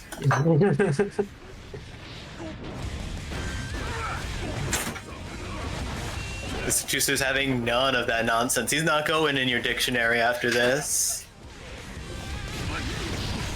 Unfortunately, not able to block that cross up into the command grab yet again. The dunk. A wild assault, able to keep the stagger pressure going and take the wall break.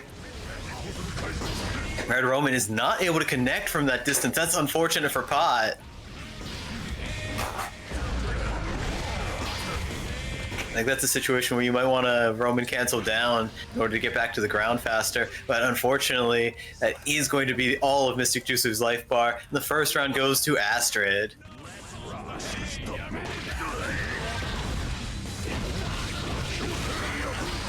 Getting a clean hit with that overhead.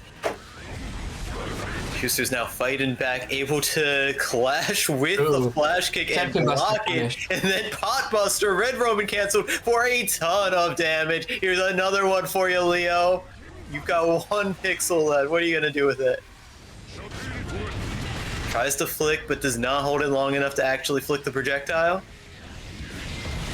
And that mistake is going to cost Potemkin quite a bit of life. And now Leo's got positive bonus and a meter. But, oh, you're backdashing? Sorry, Far Slash hits you from way over there.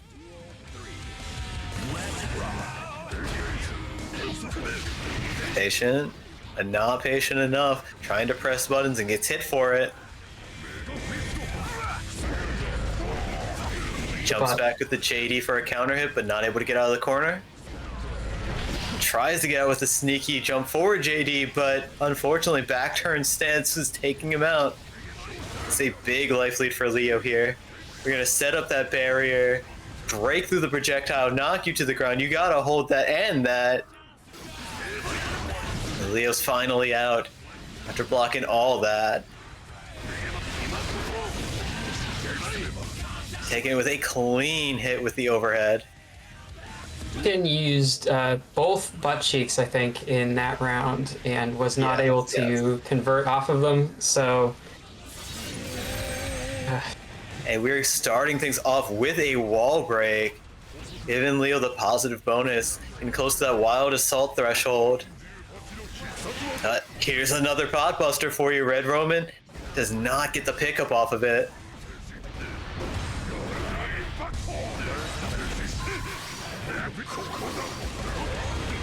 PRCs, try to put himself in a good position. That risk bar is really high on Leo, and it's not quite going down just yet.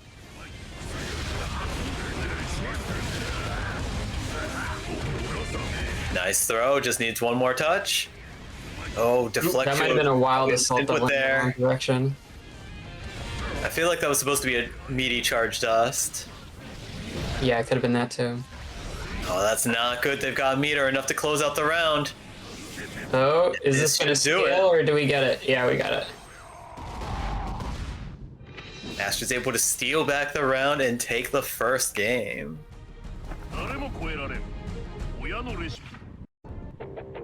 Duel 1. Let's rock. Backdashing at the start of the round to get some space, and there we go. Kara pot buster from way far away. Leo already at half health. The trade into Potbuster is really something special, That I think. is just a pure moment of grappler brain.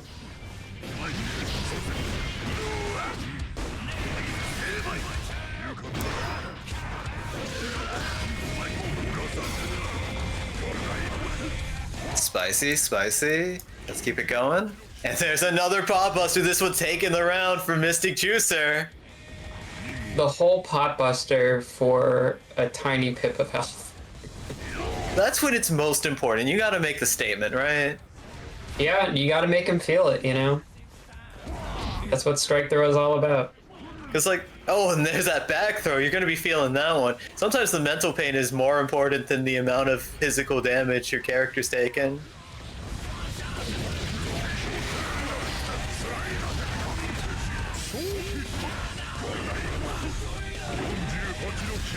Garuda into another pot buster. Mystic Juicer feeling themselves right now. And Astra just gonna wake up directly into a Garuda impact, not even blocking it. I wonder if that was one of those funny, well, I meant to FD, but I hit one button slightly before the other one, and now I got counter hit kind of moments. I didn't see the counter hit, which is why I think they may have just let go of the stick by accident. Oof. That kind of thing happens a lot. Mystic Juicer with an intense lead. 2 rounds up with a massive life lead. Potemkin hasn't taken any damage yet. Leo desperately trying to find a way out of the solution, but he tries to dash forward and just gets bonked in the head. Allowing Juicer to take game 2. Those players up 1 game here. Saw a big momentum shift in that last one. We'll see if Juicer can run away with it in the next one, or if this is going to be Astrid's game. It seems like Juicer has been pretty proficient at like grabbing the run through and otherwise preventing Astrid from getting back turns set up too often. Yeah. So it's going to be, I feel like to win this, Astrid is going to have to figure out ways to engineer her way into that more often. And the threat of the barrier allows you to get almost and thrown right into the barrier for the kill. Oh, that was beautiful.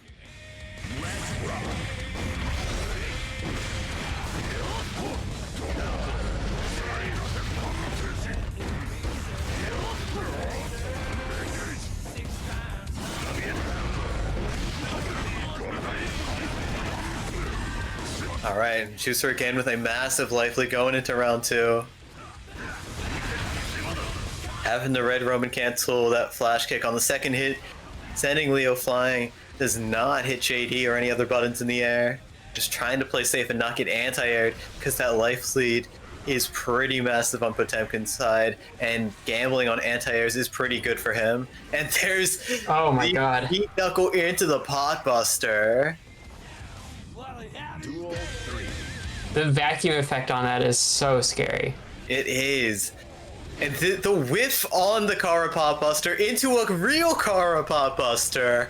I would be terrified. You can see the mental guard break at work here. Astrid in back turn stance, finally able to get into a positive situation, but not able to break the wall here.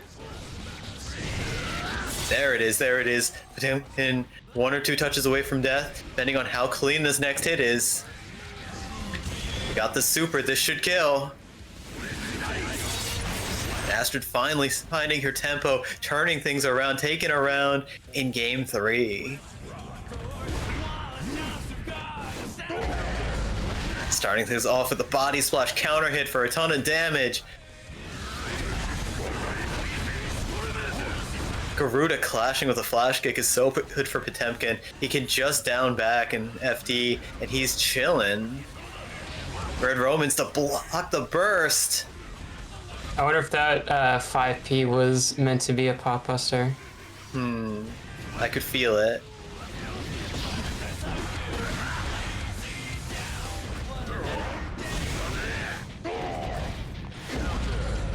Juicer not trying to let Astrid take control of the momentum. Presses burst to push Leo away. We're setting up the barrier again. This time we're not doing Hammerfall right away. Slidehead's gonna take him out, and then you're blocking. Let me just tap dust and destroy you. It's really hard to overstate how good Gigantokai is. Yes. I feel like we got to see one of Potemkin's favorite uses of Gigantor, which is to use it to set up the Potbuster, which combos into the barrier. That shit is, like, unbelievably scary. Especially, like, if he manages to do it, like, in between, like, hits of the barrier. Yes. That shit is, like... That's cursed, right? It feels It's so cursed. terrible when you're on the receiving end there. You're just like, what do I do? Syrian all over again. Anyways, our next matchup is going to be Nettlebloom versus Mana. So we got Ramlethal versus Soul. I feel like this is a matchup I saw a lot of in the early days of the game, but that I haven't seen so much lately. So instead of Yeah, I feel like both characters have kind of, well, I don't want to say that they've fallen out of favor with the community. I think they're definitely coming back in lately now that Umisho is picking up Soul. Yeah. But, like, two characters that everybody, like, kind of has an issue fighting, but, Right. These are both Tends to- newbie killer characters, which is why they were so prominent in Season 1 when everyone was still newbies.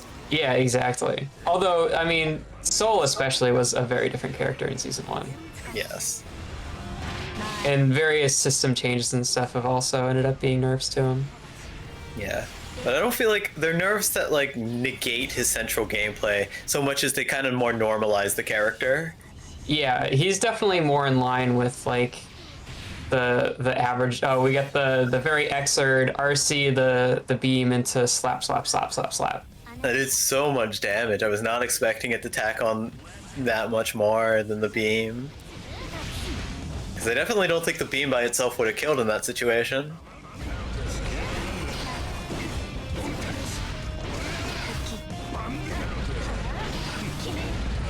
And a huge hit with Sabrobato, one of the biggest hits in the game. Leads into a nice wall break combo. Heading back to neutral. We see Heavy Oh, Mod Heavy 7 Mod. near the beam button. This will never hit. Please don't press this button.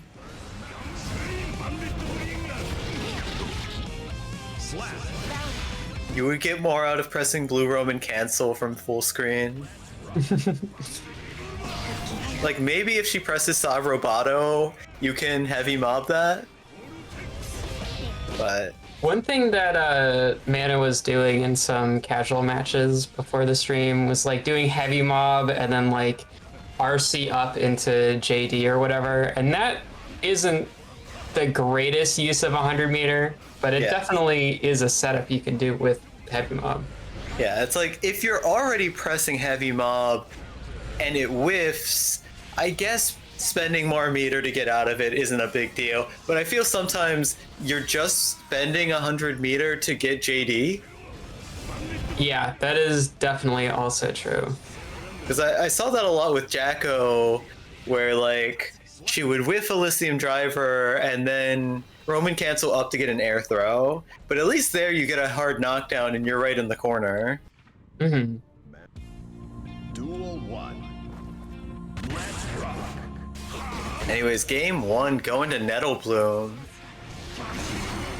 Both players spending burst immediately. They don't want to deal with the other shenanigans one bit. Little too quick on the throw there. Whoa. All right, we're back. And Soul swinging straight into Mordobato.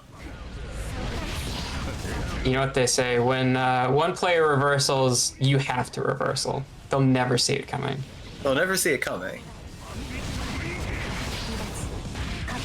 Dash up though is gonna work there, and the OTG Sabrobato does enough damage to take him out.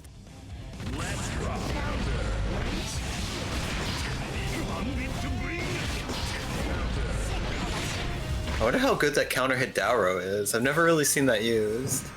Counter hit Daro is I don't think it's like a big counter hit, but it does launch you like really fucking high. Yeah, she gets a lot of options off of that, and I think Ram is able to like use her Wild Assault in like round start situations like that. Oh, I would assume so. Yeah, you really get your choice of grilling him or boiling him after you hit a counter hit Daro. That is 2 rounds in a row to Nettle Bloom, showing off a dominating lead in this match. But Mana's not out of it just yet. Fighting his way back against these gigantic swords. Run up Dragon Punch, run up throw. All right, we got in their head. That throw is a little bit mistimed and it's gonna get punished. And that jump Dragon Punch is not gonna get you out of the situation. It is in fact gonna put you in the situation. I hate being in this situation. I do hate being in the situation. That's why they invented wall break, so that the situation had to end. Unfortunately for Mana, that is going to be the end of his bracket run. Nettle is going to be advancing through loser's bracket here. Well played.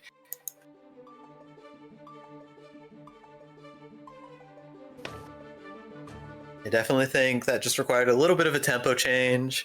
And honestly, Nettle just seemed like they were feeling themselves. They were on top of it. Definitely. All right, our next matchup is going to be Fenalty versus Mystic Juicer. So I'll see you when I see you.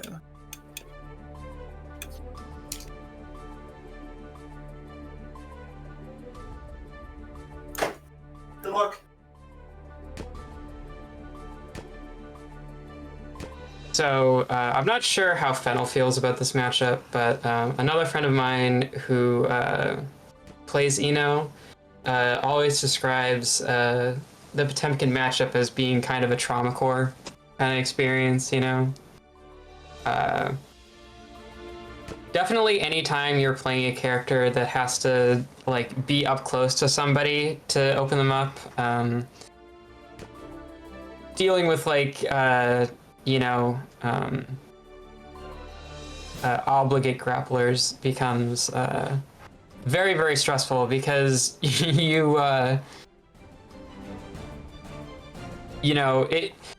like most of the characters in this game, right? Like you have to take risks on your own offense, and if somebody manages to guess correctly in a block string or whatever, then you get punished for it. And being in like optimal punishing range half the time for like against Potemkin is not a good time. Not necessarily to say that like Potemkin has good matchups against those types of characters, but they're definitely they're very stressful one way or the other.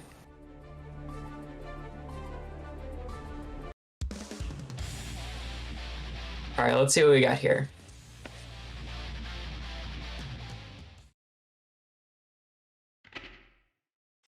Mankind knew that they cannot change society. So instead of reflecting on themselves, they blamed the beasts. Letting the round intros rock. You know, notably being a top 5 character because she has one of the good round intros.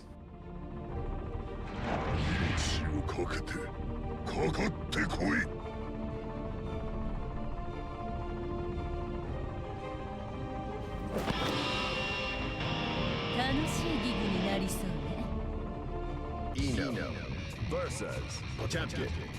Duel 1. Alrighty, let's see what we got. Round start. Goes for the Kara Potemkin Buster.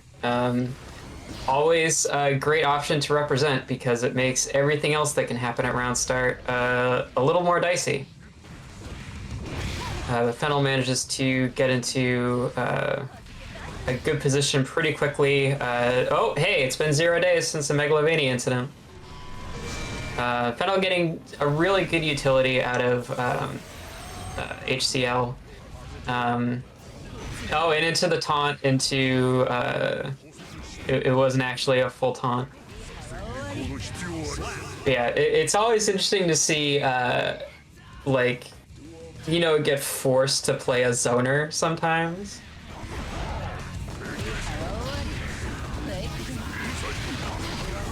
Good flick on the note there.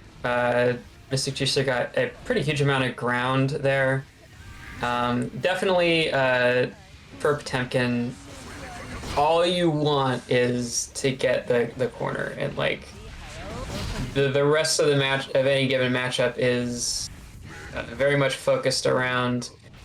Oh wow, the cross up was going to whiff Mega Fist into Potemkin Buster. Now we're in Garita pressure, and there's that creepy vacuum. Or not creepy, the scary vacuum. I'm getting my synonyms mixed up. Great snipe through the wall. But unfortunately the wall doesn't go away. It is a very resilient thing. Fell close to negative penalty. Oh, tries to zone Mystic Juicer out, but gets caught with Flick off of HCL, which does not seem like the type of move that you could flick. But I guess it is a projectile, so it's fair game. If it seems like Potemkins, when they're doing combos, have a tendency to like whiff 2Hs a lot, or like in pressure with 2H, especially if you're FDing, and like you gotta kill him for doing that. The recovery on 2H is insane.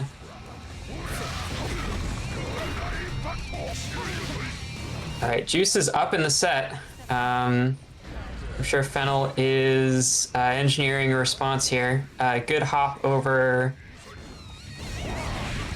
Well, the moment's past slide head. Anyway, Mystic Juicer definitely looking for the flicks off of HCL now. That he's found a solution to dealing with that style of zoning. And takes game 1, I believe. I think, you know, despite what I was saying in the lead up to the set, I think Fennel could stand to really play the pressure game a little bit more. It is scary, but there we go. That's a good hit. We got a burst out. Great use of Mad Love. Awkward wall bounce, though, gets Mystic Juicer out of the corner. And we're back to HCL.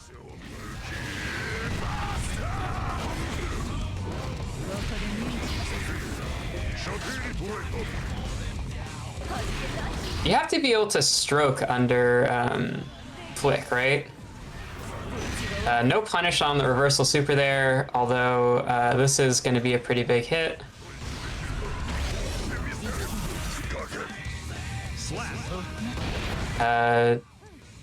Very aggressive use of the burst gauge there. That reminds me, though, I haven't really seen Mystic Juicer incorporate like White Wild Assault all that much. It's a really good tool, especially like it's a good way to cheat your way through round starts, and then also to try to bait other people's reversals. You know, I mean, there's counterplay to it, of course, but it is still very strong and a good use of the resource. Great Mad Love hit. Fennel definitely plays a very stagger pressure heavy style of Eno pressure. Rarely does she seem content to just follow Gatlings into stroke or whatever.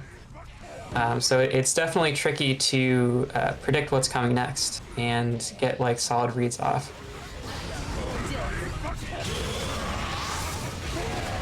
Here comes the wall. This is kind of a guess for game. Oh, not quite.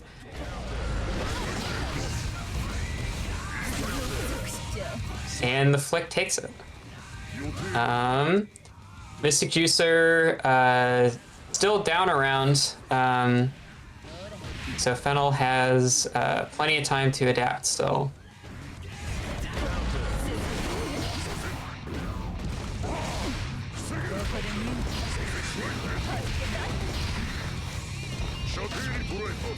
I do think that she could be using stroke a bit more here. Assuming that whatchamacallit, Flick does in fact lose to stroke. At any case, game 2 goes to Fennel.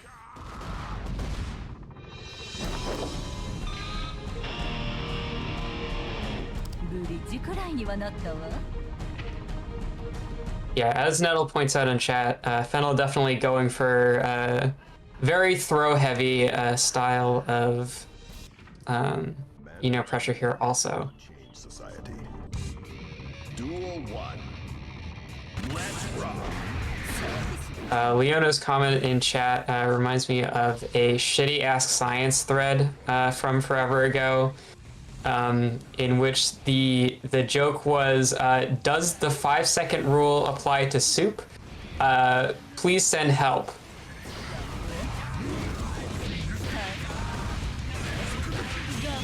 All right, Fennel keeping Juice locked down in the corner here. We're going in for not quite a meaty, but it worked out anyway. Here comes Heavenly Temkin Butt. That was a, those 5 perfect letters. Everyone's favorite, exactly 5 perfect letters.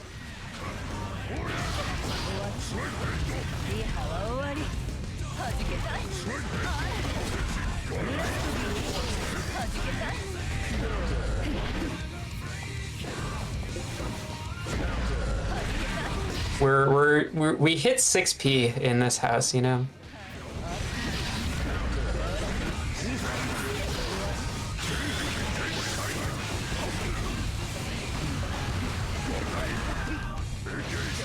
Gigantic Eye comes out, and Megalovania incident, kind of. We got a partial credit one. Oh, and hey, we got a Heavenly Potemkin Buster.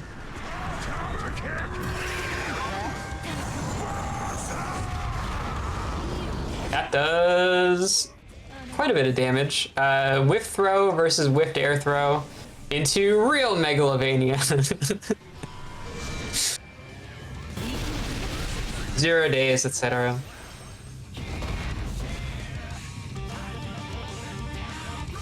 Fennel on set point here.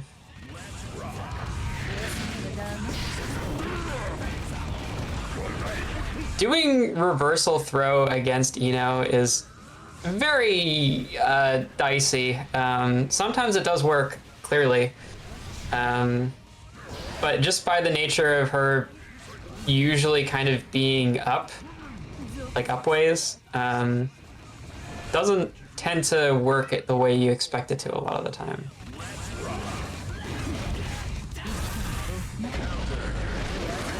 Big meaty counter hit there, but it ends up not mattering. Burst gets us out of the problem. Backdoor incident. Juice is now in a position to take their tournament life back. Oh, unfortunate baited burst. They got a guess for game here. Just barely. Potemkin's absurd health pool.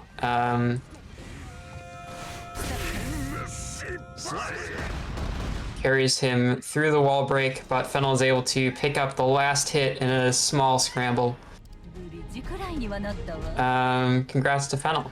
Moving on to losers round 4, where she will fight winner of our next match, Leona versus Nettlebloom.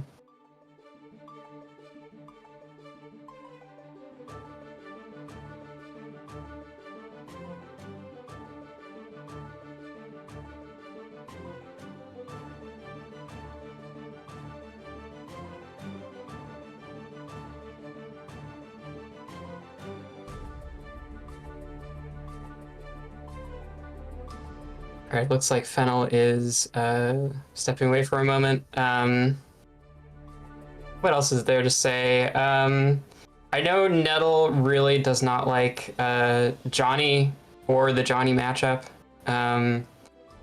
So it'll be interesting to see how this works out. I think she does have what it takes to take the game. However, Leona definitely plays aggressively, loves to gamble, and definitely is going to put up quite a fight.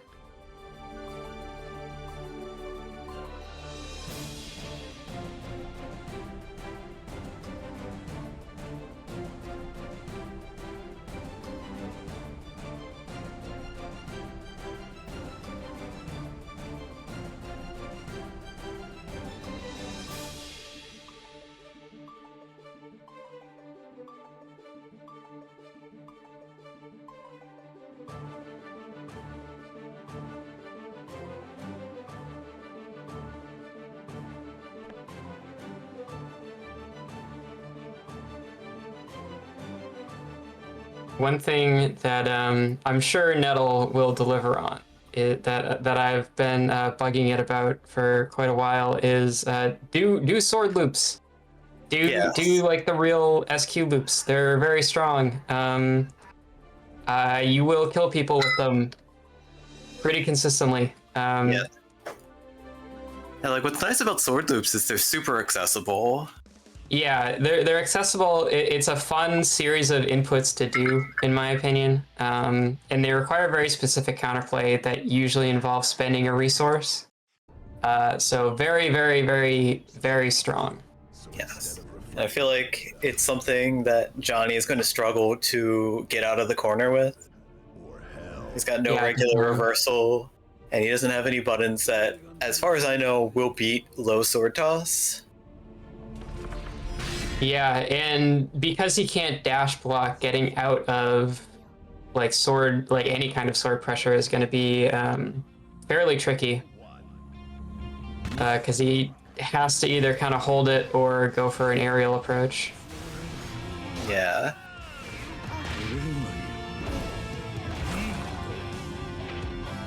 Oh, okay, we're still in it. And we got the gold burst right after the lag spike. Not a big deal.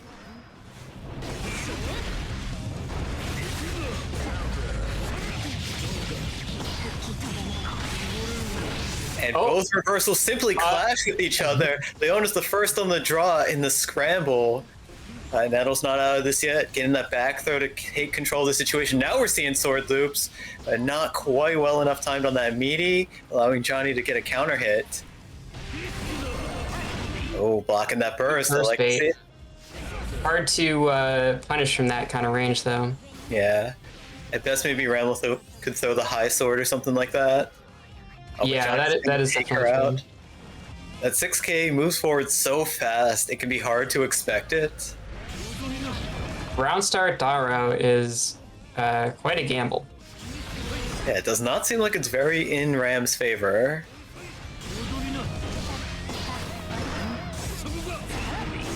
I want to say that Ram could probably be getting into like rock pressure most likely after Misfiner by just hitting 5H at most ranges. That makes That sense. seems to be about where that would land.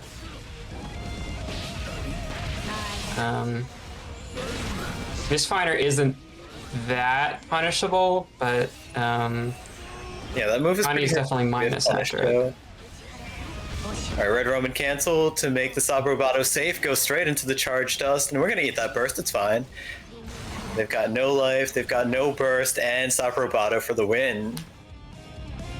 Now putting up another round on the board.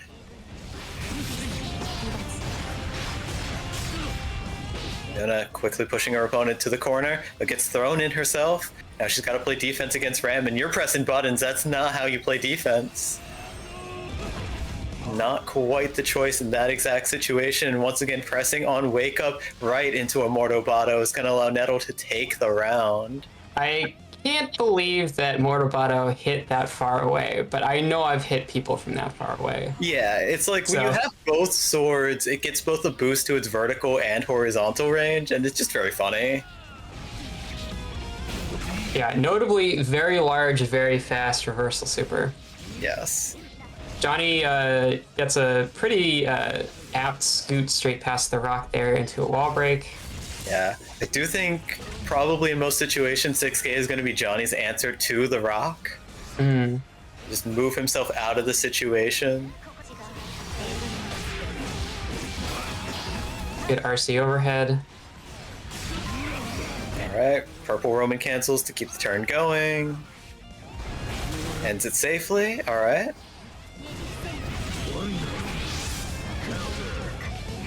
Random Joker trick into 6K, will take it. Let's rock.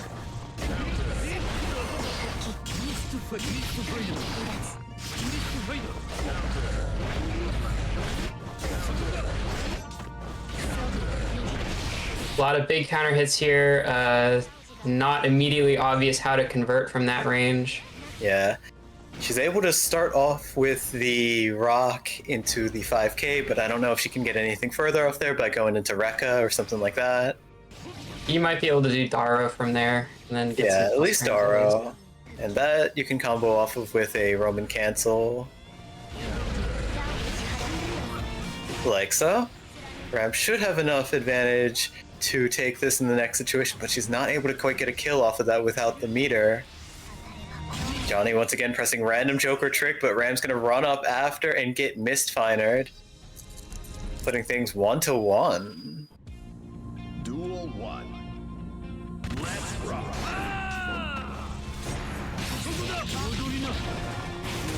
Yano starting things off with a knockdown, runs up and presses in Senga. Doing a great job of stopping Ramlethal from advancing. I don't feel like Nettle needs to move in that close and could instead focus on buttons like Far Slash.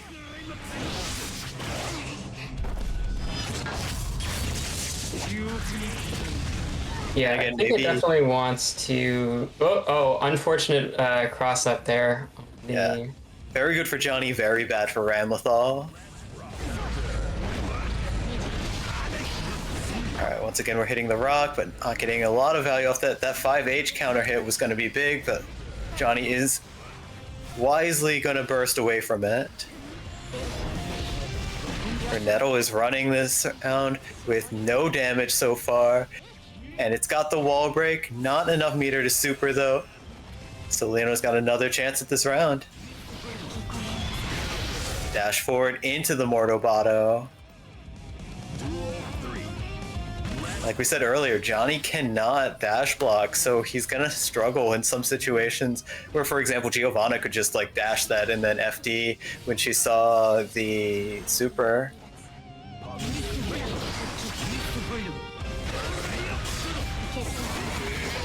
Alright, Nettle lands the gold burst, getting back some meter. And finally, one of those Joker tricks lands, and it seals the round, putting Leona up on set point. This is round 4, so it's not too far that Netto has to climb to get back up. It can still make it. Whoop. One more lag spike and we're back.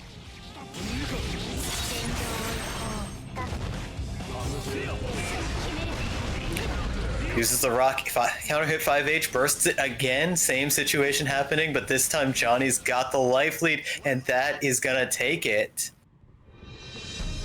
Netto trying to press buttons, but unfortunately it's directly into Nsengo, which is Johnny's stagger option.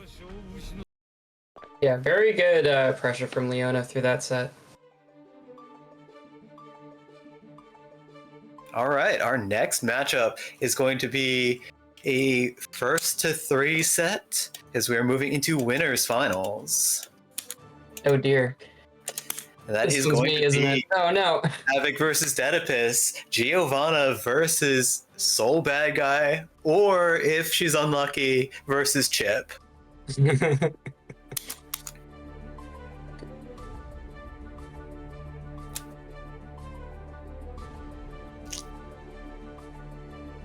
Really lovely set there from Netto and Leona.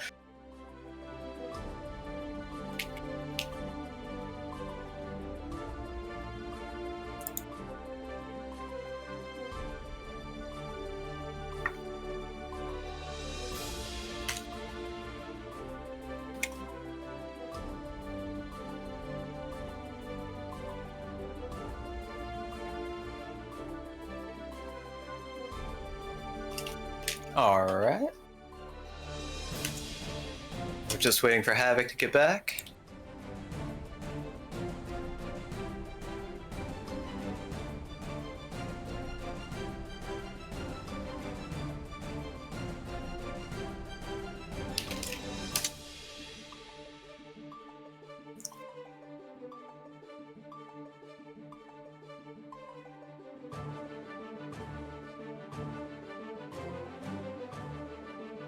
Alright, rev up those fires. We've got Havoc back, former winner of Dust Up, and ready to clean up here in winners finals. We're shifting to first to 3 matches, and we're getting straight into game 1.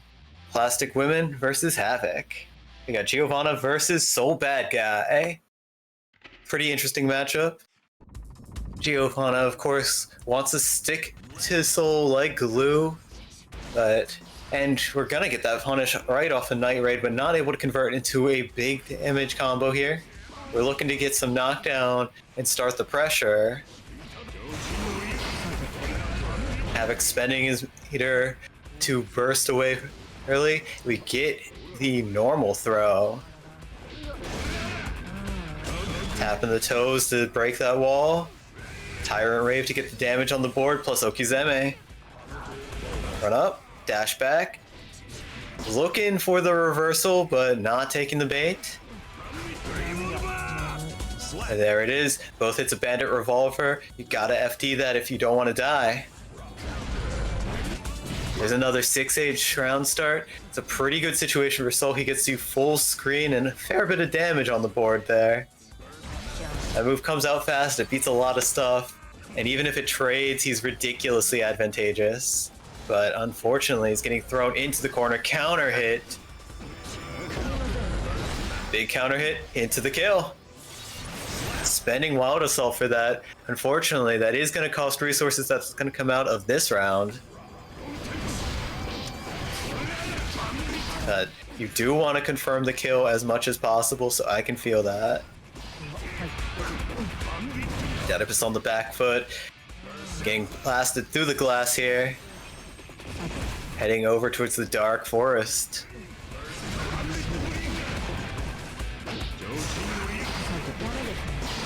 Spending that burst immediately once again. Stray hit, Red Roman cancels into the kill. Good way to confirm. Havoc always sure to spend the meter to get the kill when he can.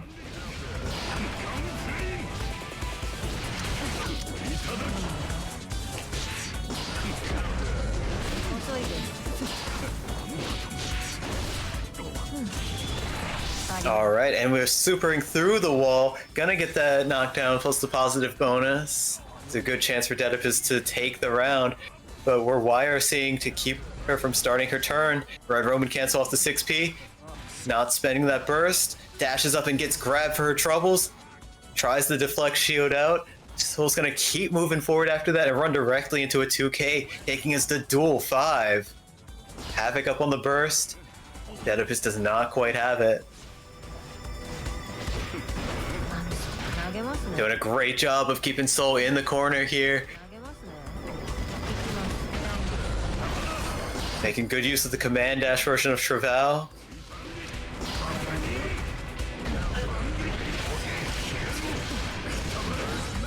And Soul pumping out some of that patented high damage. These days, that's not kind of crazy anymore. Lots of characters can do combos like that, but even still, such a flashy and cool combo. And that wall break is going to guarantee the kill here. Making great use of the 6 heavy / Rekka. We have a failure to rematch, which means they're probably going to head back to character select. We might see Chip Zanoff come out. It's game 1 for Dedipus. Our next matchup is going to be Giovanna versus Chip Zanoff, the ninja president himself. His best buddy Soul just got knocked out of the park, and it's time to dust up. But right away, Giovanna's going to shimmy out of the way and get a counter hit. Blue Burst does not want to deal with any more chip corner nonsense if you can avoid it. But already you're back in the other corner. Characters like Chip can drag you there as fast as possible. Chip is the kind of character where if he makes you block an attack, you're probably already in the blender and you just have to deal with it for a second. 2 blue Roman cancels to slide forward. Chip has the advantage in this situation because Dedipus got slowed down, is able to get the throw. Havoc is pretty good with Soul Bad Guy, but his system mastery and character mastery with Chip is just on another level entirely. The way he's able to move around and take advantage of all of this character's tools. It's very impressive. He got the flex shielded out, but IAD's forward with a jump heavy slash to still have a pretty dangerous option that you have to contest. One of the dangers about deflect shield is that it kind of turns the next situation into a scramble, where now the person who is on defense has this big advantage in terms of space, but the other person can choose to advance in any number of ways, and for Chip, some of the options are pretty good. Havoc up 2 rounds here. He's got burst, might use that wild assault. No, he's just gonna let himself get bursted because it's not a big deal to Chip. This Red Roman cancel combo is gonna put a fair bit of damage on the board. Beta Blade confirms into a little bit of damage here. And good situation now. We got the command grab, we just need one more touch to kill. And there it is, you're mashing at the wrong time, you get hit with the elbow, and that's game 2 to Havoc. We are 1-1 here in Winners Finals. Mankind new. Duel 1. Let's rock. Starting things off, using Wild Assault to close the gap here. Not only that, it prevents Havoc from using Burst and escaping any situations you can put him in. Burst just came back. He's not spending it. He's lost a lot of life in this round. He might just hold on to it. Reversal, Red Roman cancel, trying to get her back to the corner. With a full wall break combo, unfortunately, you're gonna go back to neutral. I don't know if that's the choice.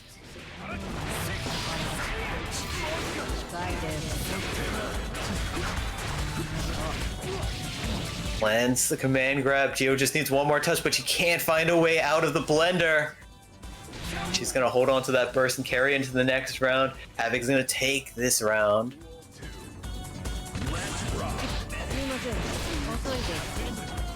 Classic 3-hit Geo combo to start things off. Chip starts flying all over the place, forcing Dedipus to block some attacks.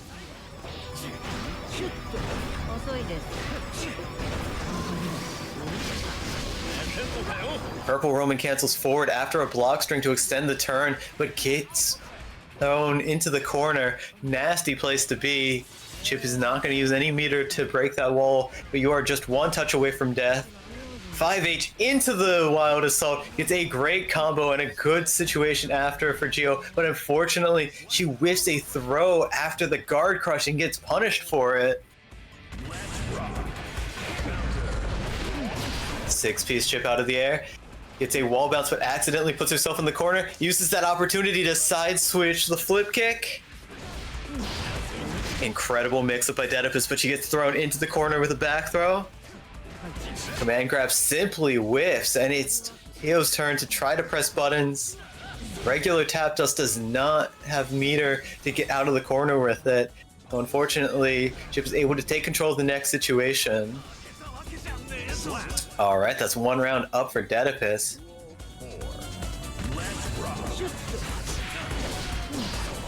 Moving strong, staying consistent with that anti-air timing on JH. Havoc's no doubt going to start changing up his air approaches here, and I-80 forward and jump back, stuff like that. Not pressing buttons. Don't want to be pressing buttons, so you're still getting counter hit.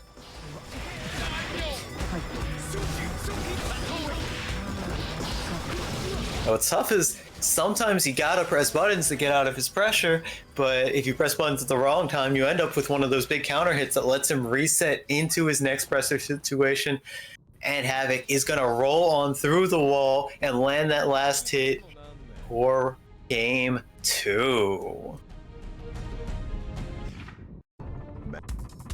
Duel 1. This puts Havoc up a game. The score is 1-2. Plastic Women versus Havoc. We are spending that blue burst as soon as we can.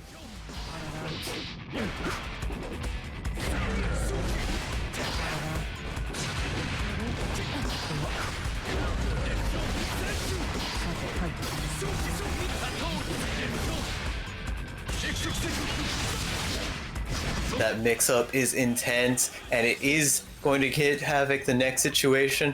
Luckily, the Boy Super does not do a lot of damage, but hitting with an Alpha Blade hits cross-up, and you're trying to backdash, meaning you can't block anything at all.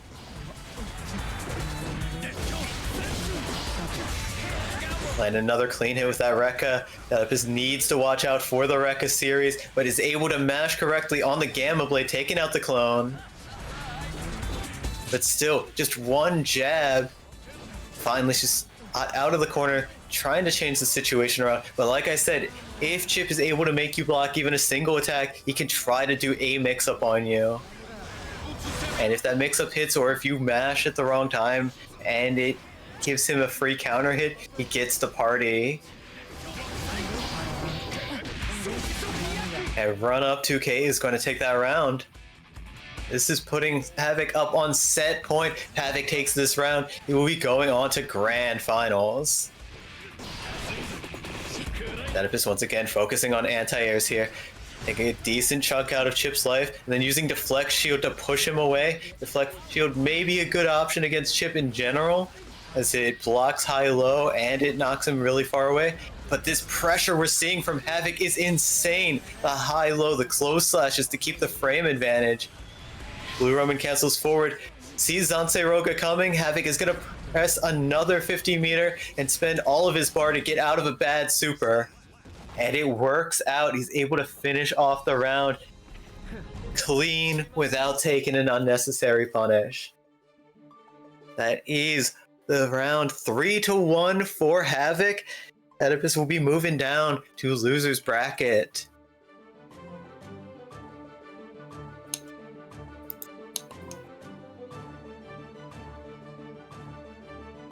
Our next matchup is going to be Fennel versus Leona. So I'm gonna hop off mic. Dedipus will be back in just a moment. And that's me. Yeah, Chip's offense is really overwhelming there. There were a couple moments where, like, I couldn't think of what to say because I was too busy watching the mix-up and trying to see what was happening. Yeah, the stagger pressure is very difficult to contest. I don't know if it's a matchup thing or if it's a player matchup thing. Yeah, But I think the other thing is that Havoc just has such well-honed instincts. I feel like every time I watch him play, he's always picking the right buttons in every situation. Yeah, there are a lot of good reads on backdashes against throws and things like that. All right, I'm gonna hop off voice.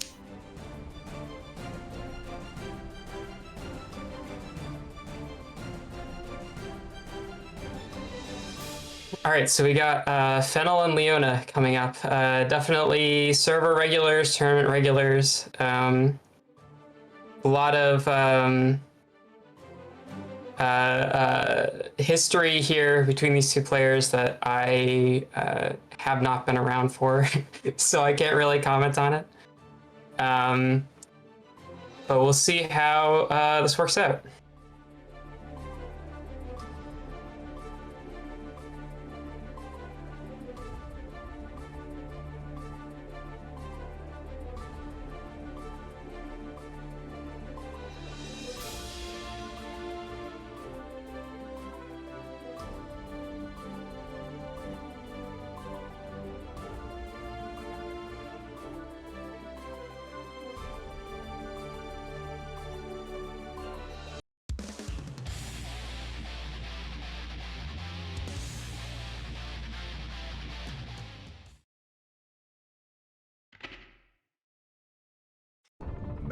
All right, so let's see. Johnny and Eno. I feel like this is going to be a lot of the same kinds of issues that crop up in like Ram versus Eno, where Johnny can't necessarily cover hover dash and stroke at the same time, or aerial approaches in general and stroke. So as long as Fennel can keep Leona guessing here, I think this ought to be slightly in her favor. We'll see, though. Leona's stagger pressure has definitely been improving. Her use of card and pressure has definitely been improving. So we'll see.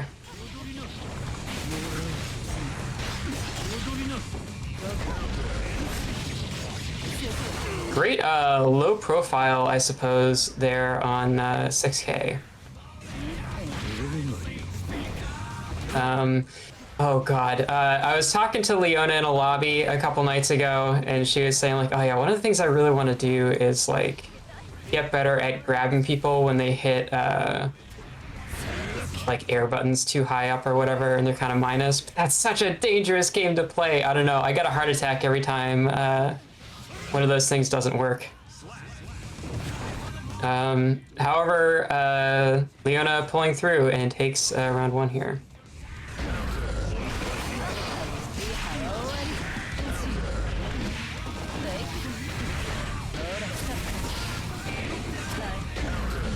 It seems like Note will also end up being a really strong tool against Johnny here. That really stops him from moving around at all.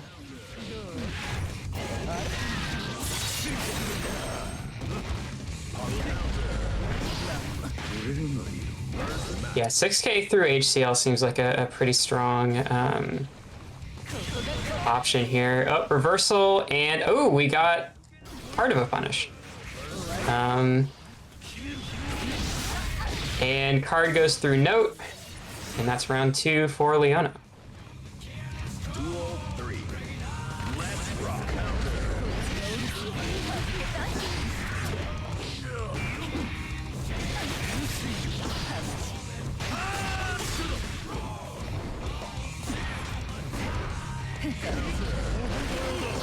I think I started talking about this in one of the earlier Fennel matches, but she definitely goes for very like stagger pressure heavy with a little bit of strike throw, as you know. The other friend of mine that I mentioned previously, like the Iron Man, tends to be, oh, here we go, full punish for Reversal Slippy there.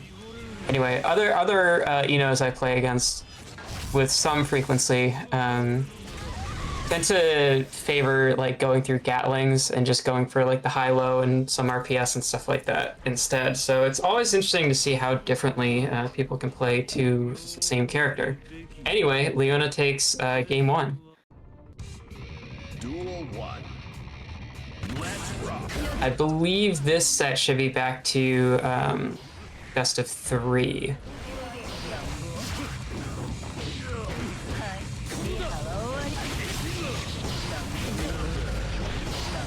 So if Leona can hold on to this momentum, then we might be in for a rematch next.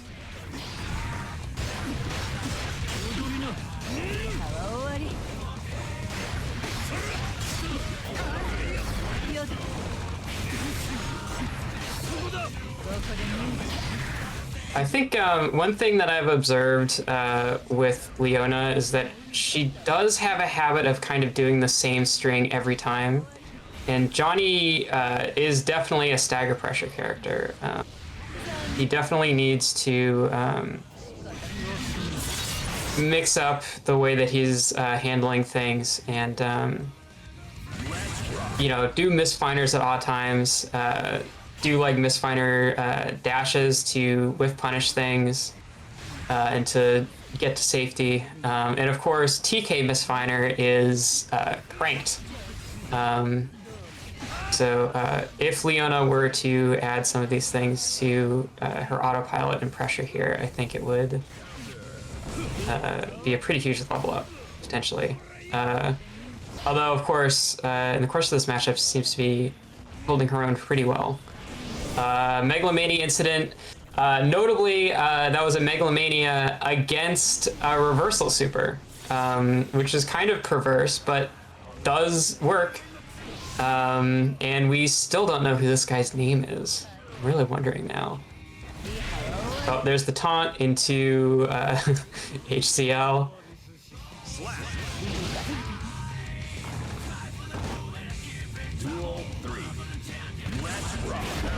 The really like demented RPS you can play with Megalovania that I think is really funny, but I also hate is if you notice that an Eno player is doing wake up reversal super a lot and you start like trying to bait it, then they can start doing wake up Megalomania and you will get hit by it, and it's kind of funny.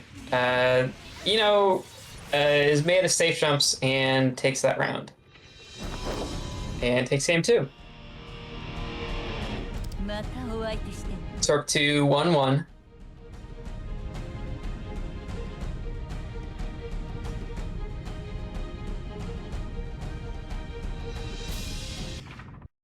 Mankind knew that they cannot. Duel 1. Let's rock.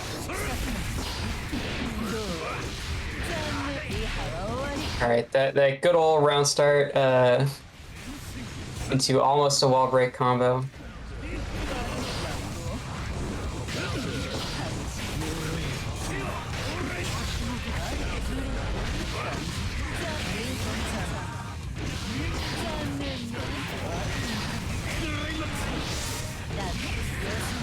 Unfortunate reversal super. It's really hard to reversal against Eno because a lot of her stuff is kind of naturally safe jump adjacent.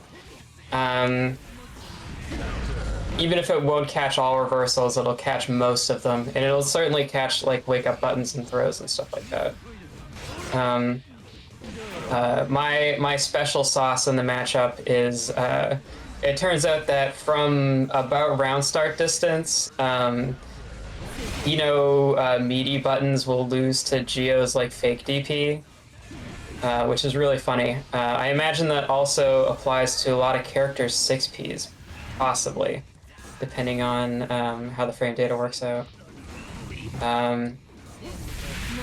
Throw whiff from Leona then goes unpunished by Fennel, which leads to a dropped round. Duel 3. Let's rock.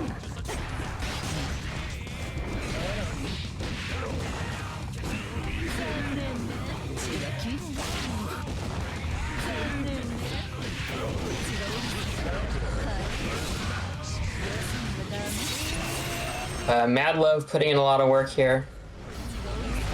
Turns out getting a new move is pretty good for the character. Mad Love fills in a lot of gaps in Ino's game plan by way of being like a special cancel that's safe on block. Oh, maybe not the best considered taunt there.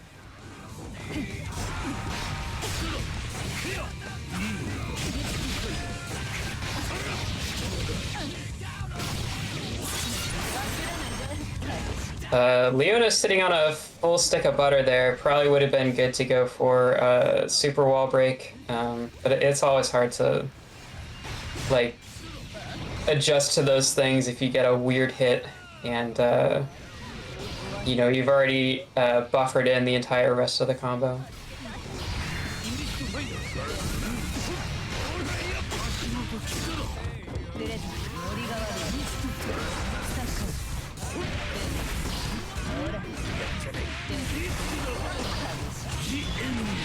Fennel mixing up her timing on these overheads quite a bit. That was 2 cards dealt to somebody on the other side of the map.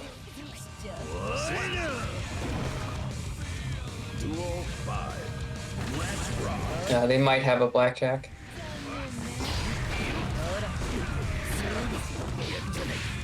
Yeah, you really have to be ready to challenge Mad Love. Otherwise, like, will stay in forever if you let her.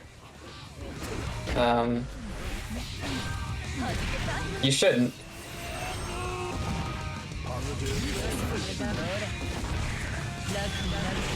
And 2 Megalomania incidents in 1 set. And I believe that is the set for Fennel. Yeah, great adjustments there in... Oh, we're doing one more? Are we doing best of 5 here? I guess we're doing best of 5 here.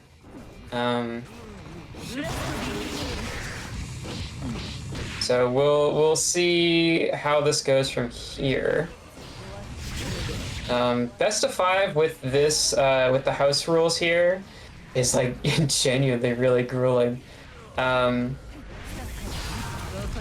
The extra time in each set ends up I think like putting a lot more mental wear on you than a regular like best of 3 rounds kind of game. But it's definitely cool to see like a tournament that sticks to an alternate format. Oh, there we go. Something that wasn't quite a safe jump. Also, thanks to Beginner Beatdown for the raid. We're coming up on losers finals here. We got one of the TOs in this match here currently.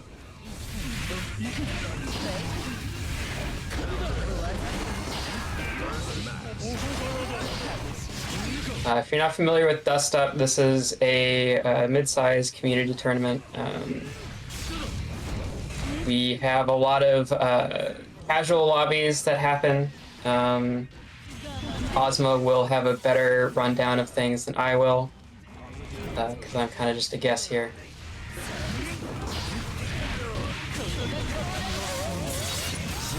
Fennel takes a round here. All right, Fennel on set point, I think. Assuming that she can hold up this momentum, should be a shoo-in. But you never know, Leona is full of surprises.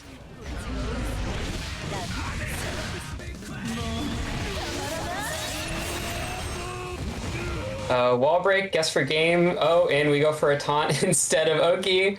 The classic, and now Fennel is on the back foot, having spent burst. Oh, but it's fine. Actually, it's fine. All right, great job for Fennel. Great job for Leona. And now, unfortunately, we have a really awkward fight coming up. in which Fennel and I will fight each other, and we probably have to grab Leona for comms. So that'll be fun.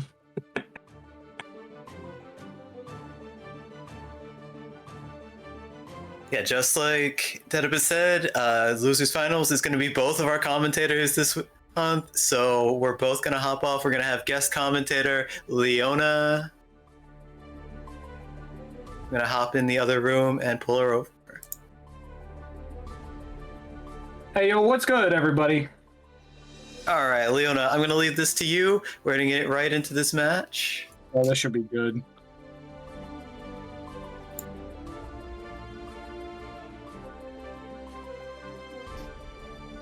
All right, let's see. Where are we at in bracket? This is Losers Finals.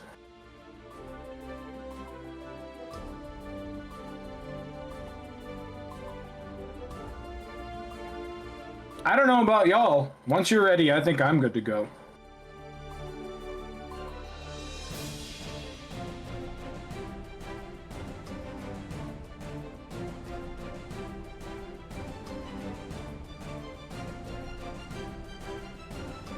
Yeah, this matchup should be interesting. Like,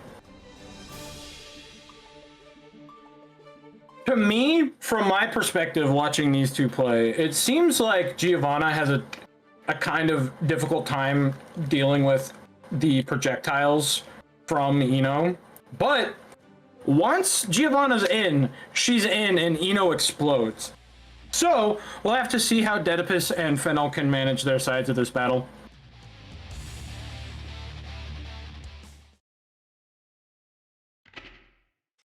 Mankind. Duel 1. Oh, we're on Lars for this one. Let's go. Oh, starting off, jumping and then into a ground throw. Oh, tried to escape that pressure there. Just could not get it done. Yeah, the air game from Ino here is going to be real tough for Giovanna here. She does have... say it with me, everybody. It's been 0 days. God, with the perfect? Jesus. Oh, good 6P and then blocking the burst there on Dedipus' side.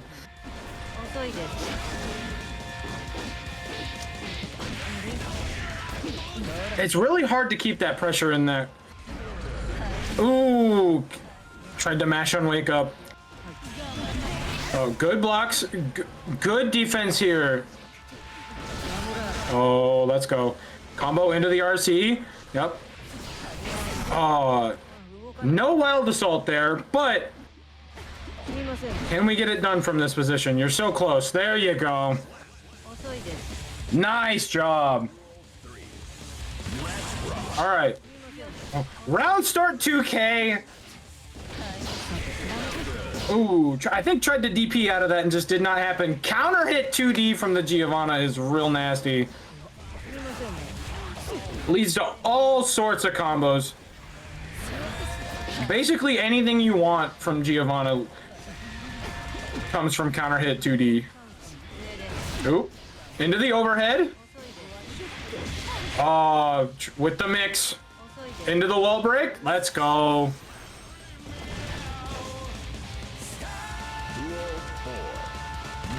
All right, so crucially, we have more burst on Giovanna's side here. Never mind. You know what? Forget everything I just said. I was gonna say we could do some cool wild assault stuff here because we're up on burst, but we had to burn burst, so. Oh, nice BRC. Couldn't, not very advantageous though.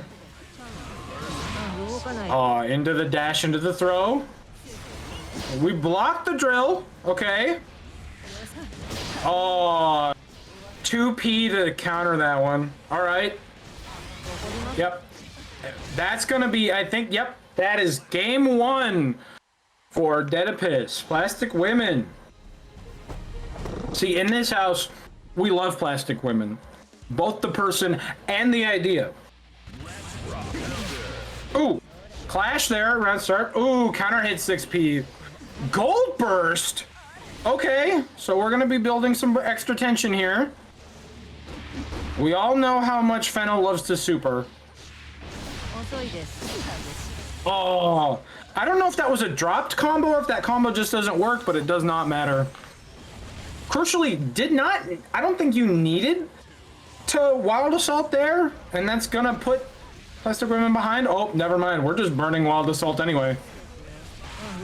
Oh, drill into the throw. Oh, deflect shield, but it was not good enough. Okay, wake up DP from Giovanna. Oh, tried to mash there. We got a perfect from Denipus on this side. All right, both sides have a perfect here. This should be fun. Getting really interesting. What is... Okay, this is the footsies that Guilty Gear is known for. Everybody knows this. Just two people in their own lanes, moisturized, mashing buttons on different sides of the screen.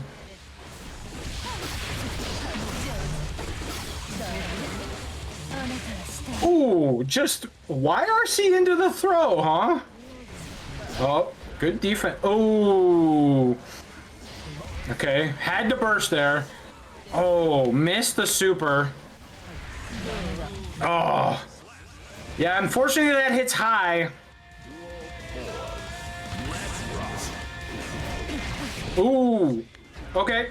Nice 6P there from our Giovanna. Into the overhead again. Gotta find a way to close this gap here. Unless the Ino wants to close it for us. Yep. Drill, blocked, dash into the throw. Do we do it again? Nope. Ooh! Backdashed out of the charge dust, so we PRC to keep advantage up. Nice play there. Ooh, but our own charge dust. Oh, we had to burn burst for that one. Okay. I don't know if you needed to burn burst for that, but we did it anyway. We gotta keep this pressure up somehow. So much risk on that side. Can we defend from this? Do we punish? Yeah. I was like, 5P is all we need. All right. I believe that is 2-0 Dedipus right now. One more and we're on to grand finals.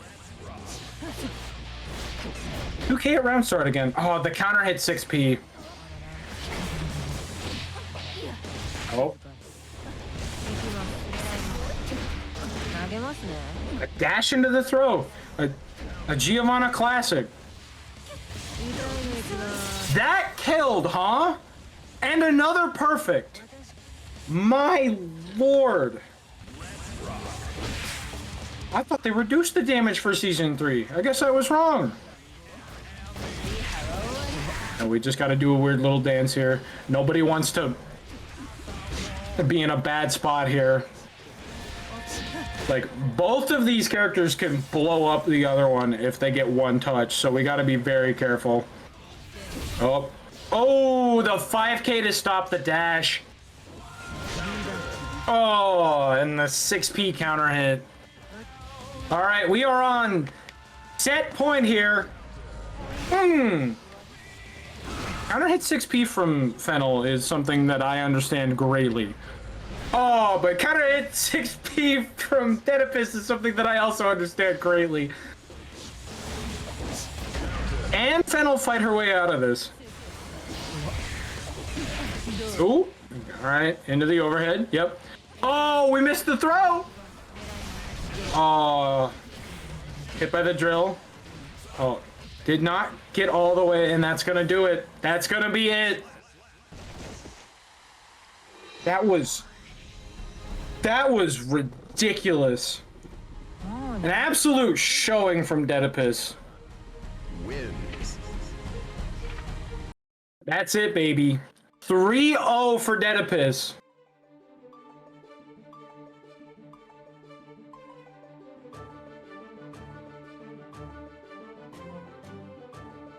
I love watching that set because both of them make such good use of each of their more interesting tools. Like Giovanna 2D, I believe is one of, if not the best buttons in the game, and seeing it counter hit combo into whatever Giovanna wants is always super sick to see.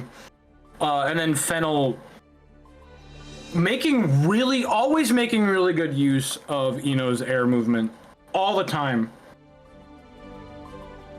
We love to see it. All right, Leona, I'm back. You and me are going to be on for our grand finals. This one is going to be chaos. I can feel it. This is the rematch, right? This is the rematch. All right. So, Dedipus has a pretty good narrative going right now. Oh, very much so. Switching all the way to the left. Ooh, nice DP Counter hit there. TP on that command grab. The Chip doing some crazy mix-ups here. And I don't even know what Chip's doing. Yeah, Chip is just moving. Chip is moving very fast and just kind of doing his own thing. Yeah, the red RC into the low again is something that not many people are able Lands to the block. overhead, but his Gamma Blade gets kicked out. Dedipus is able to escape the corner, but still has just one dodge away from death. Again, the red RC into the low. Oh, wake up super here. She has meter. She's gonna try. Oh, she flubbed the throw input. That happened to me in our set. No. Oh no, the 5P, his father's fist, the strongest move in the game. No, the pain, the agony here. Havoc, of course, playing full speed ahead, fully intent on stopping grand finals before it even gets to the reset. Oh, easy. Oh, but Kim is not going to let it be easy. Oh, That's going to be a never. wall break. Chip is looking very ragged. Giovanna has plenty of HP. They got to survive the mix-up that happens after the hit. Oh, all right, wall break here. We are back to neutral. No hard knockdown. Ooh, One of these players has BRC full wake meter, up. the other does not. We're going to spend that burst. We're going to spend one bar. Both players got one bar. Havoc's got the burst. That's gotta be it. Oh, no. Oh, Just one more situation and Havoc's able to take it, though. I just gotta not open my mouth. That's the dangerous part. You never know till it's over. There's the command grab hitting from an insane range because you press 2K. Oh, nice back throw. Back throw incident. Oh, counter hit close slash. Counter hit close slash, but does not block the burst. And unfortunately drops him out of the corner. Don't want to make mistakes like that. The stakes are so high right now that overhead Roman cancels into a wall break here. Chip is not going to do super, gets 6H instead for the damage. Yep. Yeah, into the BRC. Oh. Tries to mash up, but gets counter hit. Pretty certain I saw her try to 5P out of that. Chip 5K is so disrespectful, man. It's got good buttons, it got decent reach, they're all fast. Low total duration, so it's hard to whiff punish him. Oh. All right, come on. We really just need one hit in this matchup to stop the Chip. Yes. Yeah, kind of like this. All right. That blue burst is going to stop her turn. I'm sure Chip, more than any other character, is thankful for the burst changes. Oh, absolutely. He benefits the most from the burst changes. Oh, here we go. Before Back into the corner. Like Happy Chaos and Nago just got a meme on Chip when they got a hit. We got the guard break, dash up for a throw. Let's go. That's The so double hard to dash into avoid. the throw. Even when I had the read, I found it so hard to just backdash in that moment. It's not something you intuit, which is what makes Giovanna such a threat at close range like that. Among everything else she's got. Right. And then, of course, if she Ooh. reads your backdash, she can counter hit you with another close slash because you're in the corner. Yup. All right. Ooh. Oh, Havoc no taking a wall lot break of there. life, accidentally running up the wall, uses a chance to see what's going to happen and get himself out of the corner. It was Havoc just is a getting master just getting of to a better getting out of advantage. corners. Like, this character has great tools for it, but the way Havoc is able to just pilot his character, so he's not in the situation anymore. He's gone. Ooh, counter hit 6P. Oh, counter hit That DP. is going to take out Travail.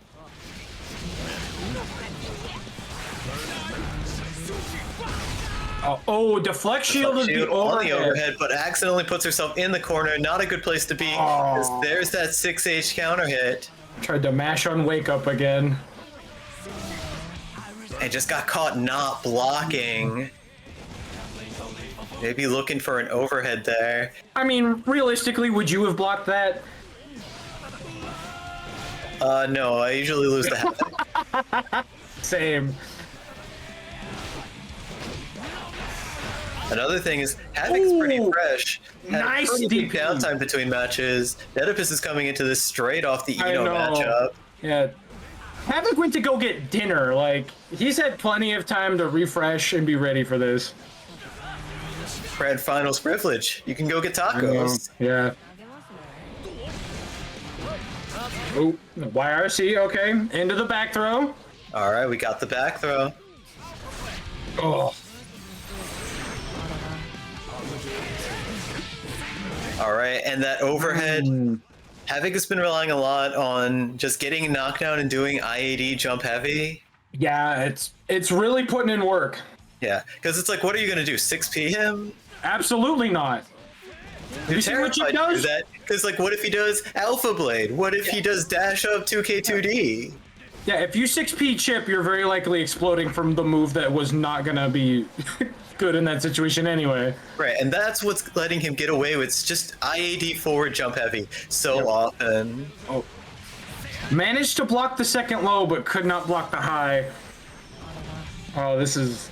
Oh! Tries to dash forward, get the DP, but unfortunately it trades. Yeah, the clash there. Not what you want to see. You can see her trying to 6P there. Yes. Havoc showing crazy strong pressure here, gets the stagger pressure into the 6H. Mashing on wake up again. Oh, It's run up one DP. more hit. Oh, Red Roman cancel to bait the burst. Successfully blocks the Rekka 2 times in a row. Here's the third option, and now you know what, there's the overhead. no. The overhead. He did low 3 times in a row. That's the mix. Back throw incident. All right. Backdashing into the corner to confuse Kim Sense of block. All right, now we're getting a super for a wall break. Yep, into the boys super. Gotta try to run the situation over and take the game. Ooh, we actually blocked that one. Okay. That's hard as hell to do. And getting hit by the overhead. Chip has meter, so he can Red Roman cancel it into the kill. And that does it. That will do it. Chip wins. That makes Havoc our next. Bro. Yep, that's 3-0. Havoc is our dust up champion. An impressive run all the way through winners bracket and then taking things in grand finals. Incredible job there. And also congratulations to everyone else who plays. We're going to finalize our results and get them up on screen in just a second here. Oh, yeah.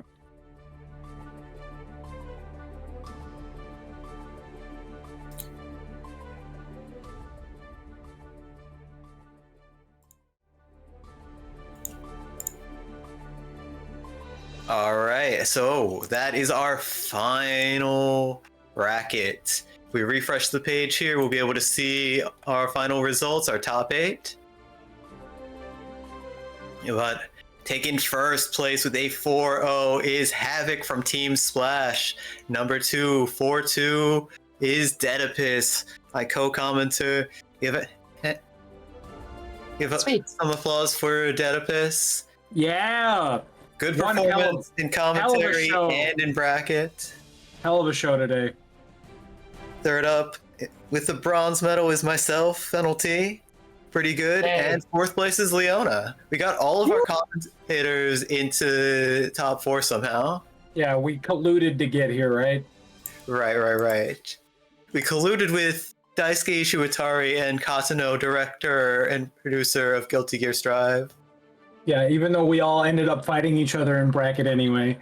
Well, I mean, that's just the way the bracket is. Somebody has to win. Yeah, I mean, In this case, it's Havoc. Now, normally at this point, we would offer a secret boss, but we do not have a secret boss tonight, so that is going to be the end of the night.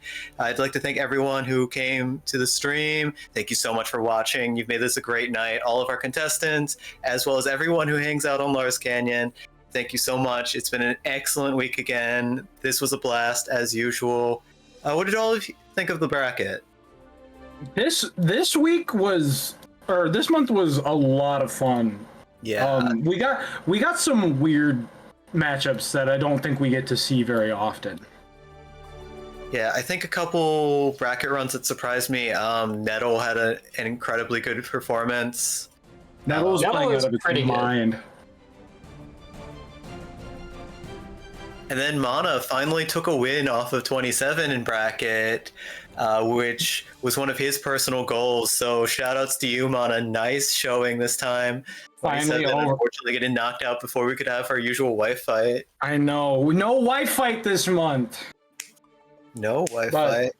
Mana overcoming his demons was a hell of a show. Yeah. Then running directly into Nettle.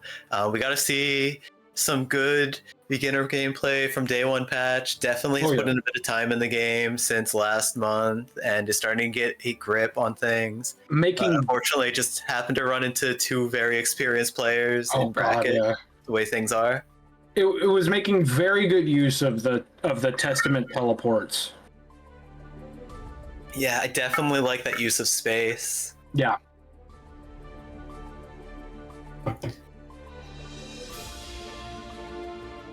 And then, of course, our own Dedipus. I thought that was a great bracket run. I enjoyed watching Giovanna the whole time.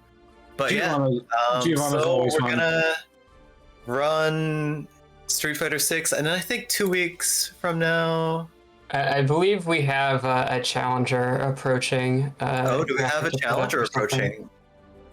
Yeah, we got somebody in chat. I believe it is Captain Hawkeye, who is a TO of Beginner Beatdown, who rated us, and I want to say other projects, but I'm not too familiar with things. All right. Well, let's get them in here, and we're going to have them fight Havoc as our special Daredevil. Oh, boy.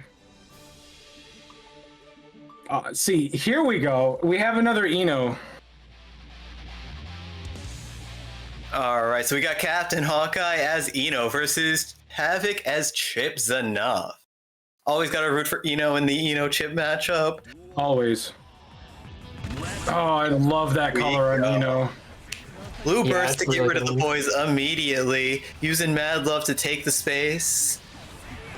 Now it's Havoc's turn to party. Ooh! The 6P counter hit! Forces him to spend the burst. He's tried to advance forward, but you got his number with that HCL. This is interesting. I think the last time I saw Captain Hawkeye play, they were using May. So it seems like a character switch happened at some point. Oh my Definitely god. Put a lot of time into Eno because they're playing in a very safe way. Nice back throw punish. Could have gotten a checkmate there with 2H, but doesn't need it. Just simply does a safe-ish jump into a 2K. Very, very aggressive Eno here. Not afraid to get their hands dirty. Good block there. But they're definitely pressing fewer buttons and trying to place the buttons better, but unfortunately Havoc's got their number right now and is rolling them into the corner. Burst. Okay. Oh. And we got the low Rekka for the kill. Low Rekka. Could not see which one was coming.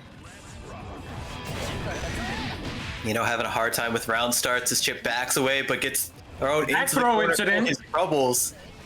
Imagine running all the way across the screen in the shape of a G, only to get thrown into the corner. So you were trying to win round start.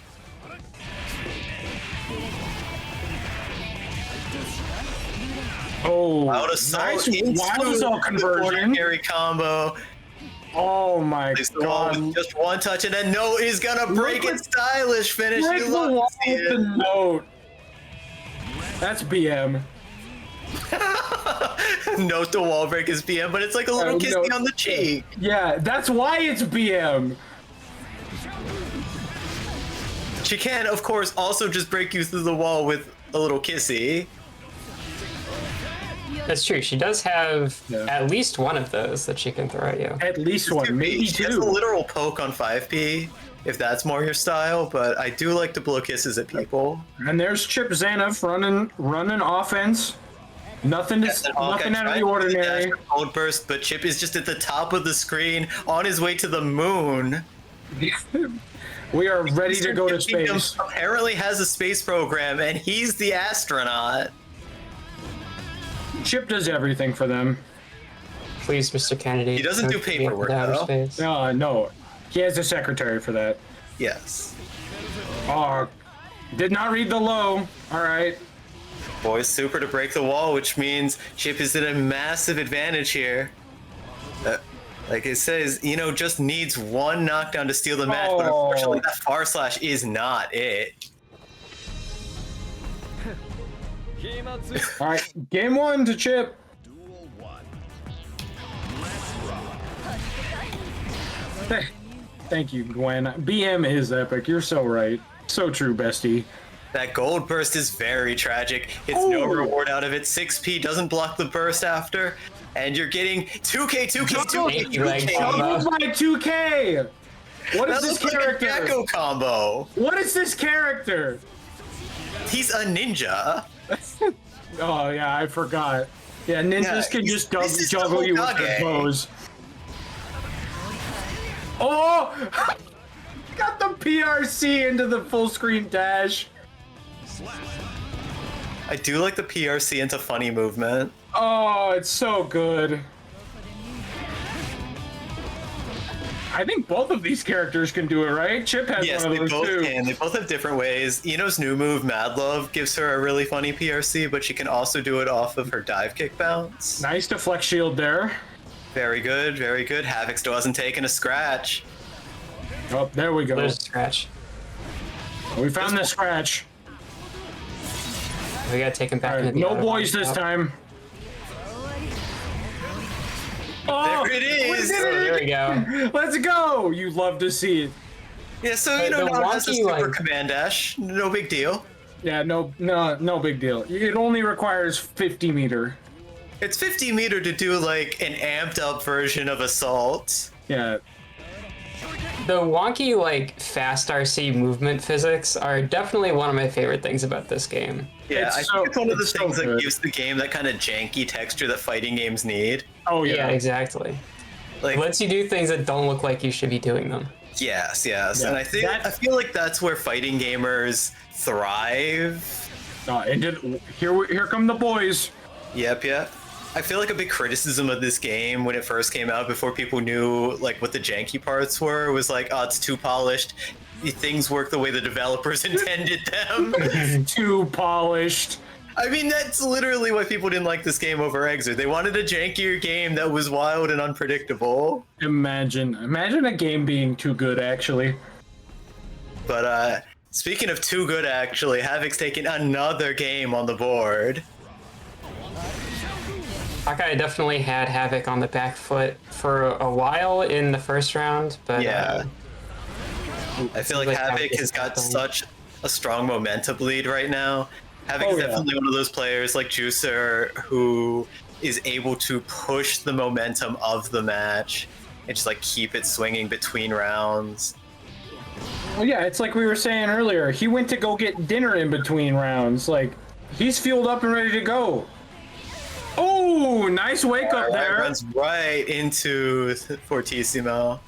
Deflect shield, good timing, but unfortunately gets hit by another I-80 JH. Remember, he's just pressing those with impunity. Yeah, Havoc is he's just hitting buttons, you know? Oh, Beta play, round that's start- in the press. round I like the start notes on beta play. Dust Loop that are like, if this move is blocked, Chip will die. Yeah, If this move whiffs on the ground, Chip will die. yeah. If Chip misses any move, he explodes.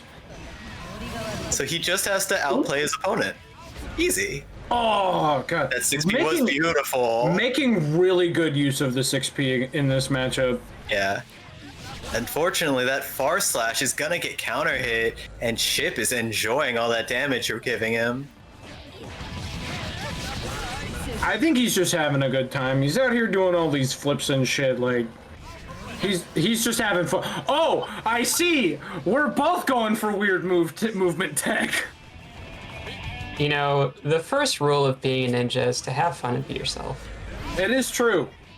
You gotta have fun. Even if you're like the overly serious type of ninja, like that's your character, you can still have fun being too serious. Correct. Oh, running up the wall again. By the way, do you know that Applies directly into the Beta Blade. Having onset point, but unfortunately, 14's supposed to take out the boy. Beta Blade again. Not blocking. Oh, why would we block? Good delay. Good delay. Tries. That was a greedy dive kick, and that is gonna be the set to Havoc facing off against the random challenger, Captain Hawkeye. Also, hello, thank you so much, Captain Hawkeye, for the raid. Absolutely.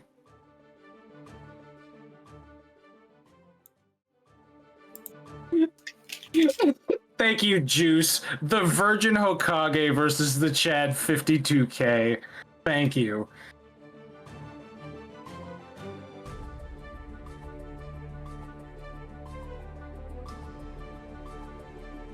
He wanted to play May. That's but funny.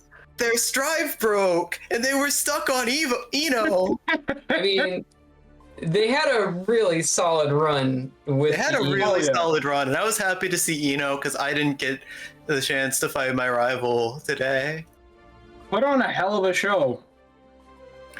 All right, we're gonna wrap things up after that. Thank you so much. I'm sure Neku is going to raid someone else as we peace out. Thank you again to everyone who showed up, our commentators, and our competitors. Yeah, thank you, everybody. This was a blast. As always.